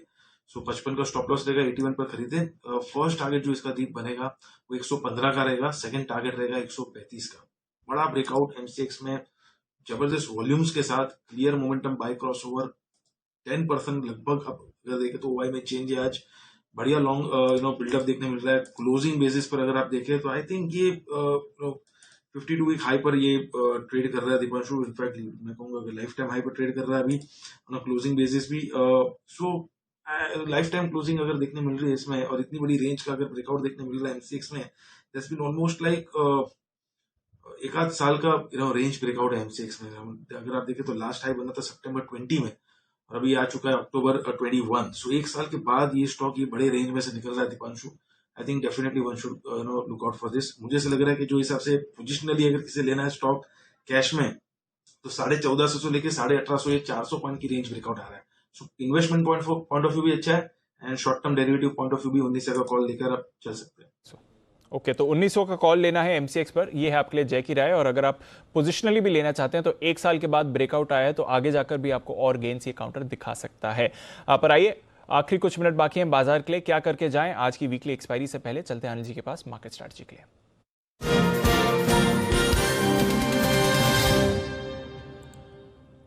अनिल जी, सब कुछ बढ़िया है, 2.25 अंक ऊपर है डाउ फ्यूचर्स, 1% की तेजी आपको नास्डैक फ्यूचर्स पर आती हुई दिख रही है। कच्चा तेल लगातार दूसरे दिन सुस्त है, नेचुरल गैस के दामों में भी गिरावट आई है और यूएस की बॉन्ड यील्ड भी 1.56% से कूल ऑफ कर 1.52% के करीब है। सर बताएं क्या करके जाएं? जो जय ने बोला वही सेम मतलब तेजी की पोजीशन है, बरकरार रख सकते हैं। फिलहाल तो कोई ऐसी दिक्कत वाली बात है नहीं और धीरे धीरे यूएस फ्यूचर्स मजबूती बना रहे हैं। अच्छा, दूसरी बात दीप क्या है, क्यों मैं कह रहा हूं, देखो उसके पीछे एक लॉजिक है। यही अगर 17,850 17,900 की रेंज में निफ्टी बंद हो रहा होता ना, तो मैं आपको कहता था नहीं अभी लेके मत जाओ, ट्रेडिंग रेंज के ऊपरी लेवल पर है, तो वहाँ थोड़ा रिस्क हो जाता है। 17,800 के आसपास उसके नीचे बंद हो रहा है तो आप रिस्क रिवॉर्ड के हिसाब से अभी भी 50 से 100 पॉइंट की जगह है आराम से। इस हिसाब से आप चाहें तो 17,700 के आसपास, 17,800 के आसपास यहाँ खरीद लें। आपकी जो तेजी की पोजीशन है इंडेक्स में, अगर उसके लिए आपको इंश्योरेंस चाहिए तो 17,600 का पुट खरीद कर आप अपना इंश्योरेंस कर सकते हैं, ताकि अगर अनएक्सपेक्टेड 200 पॉइंट से ज़्यादा की कमजोरी के साथ कोई खुल जाए, जो कि होना नहीं है, तो आप आराम से वहाँ पर अपनी हेजिंग लेकर चल सकते हैं, मुझे नहीं लगता। और दूसरा बैंक निफ्टी ये अच्छा बंद हो रहा है, 37,700 के आसपास बंद हो रहा है, 800 के आसपास बंद हो रहा है, नॉट बैड, तो आप आराम से खरीद कर चले। आप चाहें तो एक 38,300 का कॉल बेच कर जाएं तेजी की पोजीशन के सामने, या 37,300 का पुट खरीद कर जाएं, दोनों में से एक काम कर लें अपने हेजिंग के लिहाज से। हेजिंग के साथ तेजी की पोजीशन बरकरार रखने की आप कोशिश कर सकते हैं। और अगर एग्रेसिव ट्रेडर हैं तो एक ऑप्शन खरीद कर जाएं 17,800 का निफ्टी का, 37,800 का बैंक निफ्टी का। अगर एग्रेसिव ट्रेडर है तो कॉल ऑप्शन खरीदें 17,800 37,800। मौका है, तेजी करके जाएं और तेजी की नई पोजीशंस भी बना सकते हैं, पर अपने रिस्क के हिसाब से अगर आप चाहें तो एक हेज भी क्रिएट कर लें। बट बाजार का मूड माहौल काफी बेहतर है। आइए क्लोजिंग से पहले फाइनल कॉल मुदित जी के लिए। मुदित जी, टाइम नहीं है, बिगुल नहीं बजा रहा हूं, बताएं आपकी कॉल सर। बिल्कुल दीपांशु जी, एक कैश का स्टॉक है जिसको BTSC करके ज्यादा चाहिए। 304 रुपए CMP है। वेरॉक इंजीनियरिंग यहीं पर लॉन्ग करेंगे। हमें लगता है BTSC अगर करके जाएंगे तो कल के सेशन में 320 322 तक के अपसाइड मूव नजर आएंगे। बाय करके चलेंगे। स्टॉप लॉस रहेगा 298 का। 98 के स्टॉप लॉस के साथ वेरॉक इंजीनियरिंग, इसको खरीद कर जाएं। ये है आपके लिए मुदित जी की राय। 17,800 के आसपास निफ्टी क्लोजिंग के लिए है तैयार। 150 पॉइंट्स का आपको जबरदस्त उछाल आज के बाजार में आते हुए दिखा है। 250 पॉइंट्स ऊपर आपको बैंक निफ्टी दिखेगा। 500 पॉइंट्स की तेजी सेंसेक्स पर भी बनी है। टाटा ग्रुप, इनके स्टॉक्स पर रखिए नजर। टाटा मोटर्स 12% की तेजी, 12.5% की तेजी इस काउंटर पर आती हुई।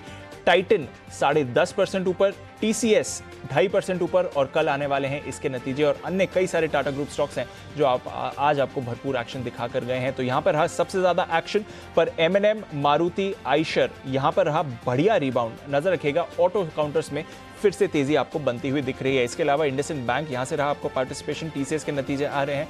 इसके साथ साथ आप देख रहे हैं कि मूव आ रही है HCL टेक्नोलॉजीज और Bajaj auto, Adani ports, hero MotoCorp, Wipro, ये सारे काउंटर्स आपको अच्छी मूव दिखाते हुए गए हैं।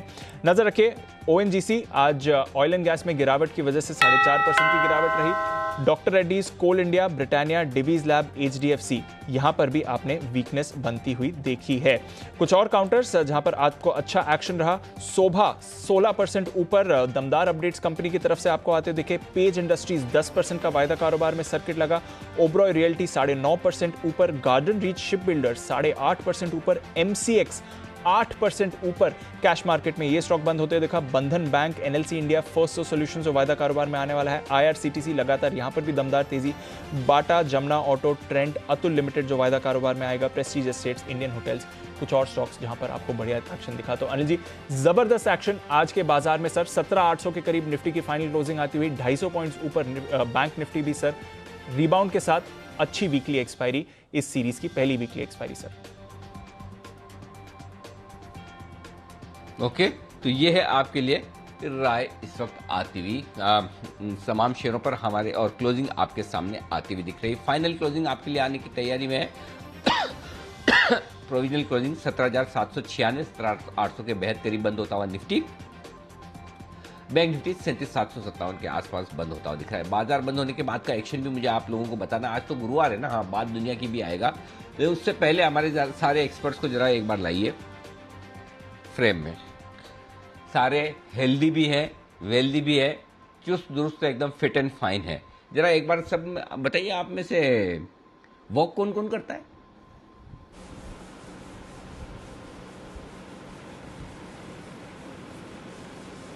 जैन साहब वॉक करते हैं। सिर्फ जैन साहब टहलने जाते हैं? इतना कुणाल जी इतना सोच रहे हैं कि वॉक करते नहीं करते? मतलब जो आप जागते हुए नींदों में, आप ख्वाबों में घूम फिर के आते हैं इधर से उधर, कहीं भी वो नहीं, जो जागते हुए वॉक करते हैं आप। अच्छा, कुणाल जी, राकेश जी, अरे करता हूँ ना जैन साहब, 3 जन। अरे ये वॉक ही करता हूँ मैं।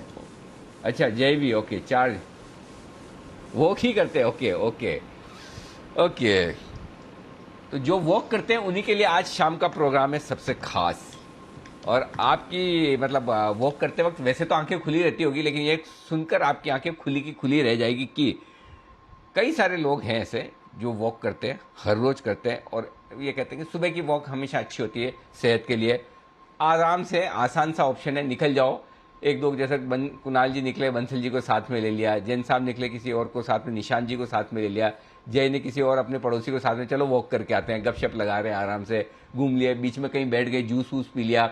मिलता है ना सब, जहाँ भी वॉक वाली जगह उनके बाद जूस वूस मिलते हैं, वो अलग अलग करेले का, आंवले का, वो सारा मिलता है, वो कर लिया।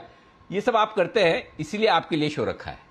तो शो ये है कि लोग अक्सर घंटों टहलते हैं लेकिन फायदा नहीं होता।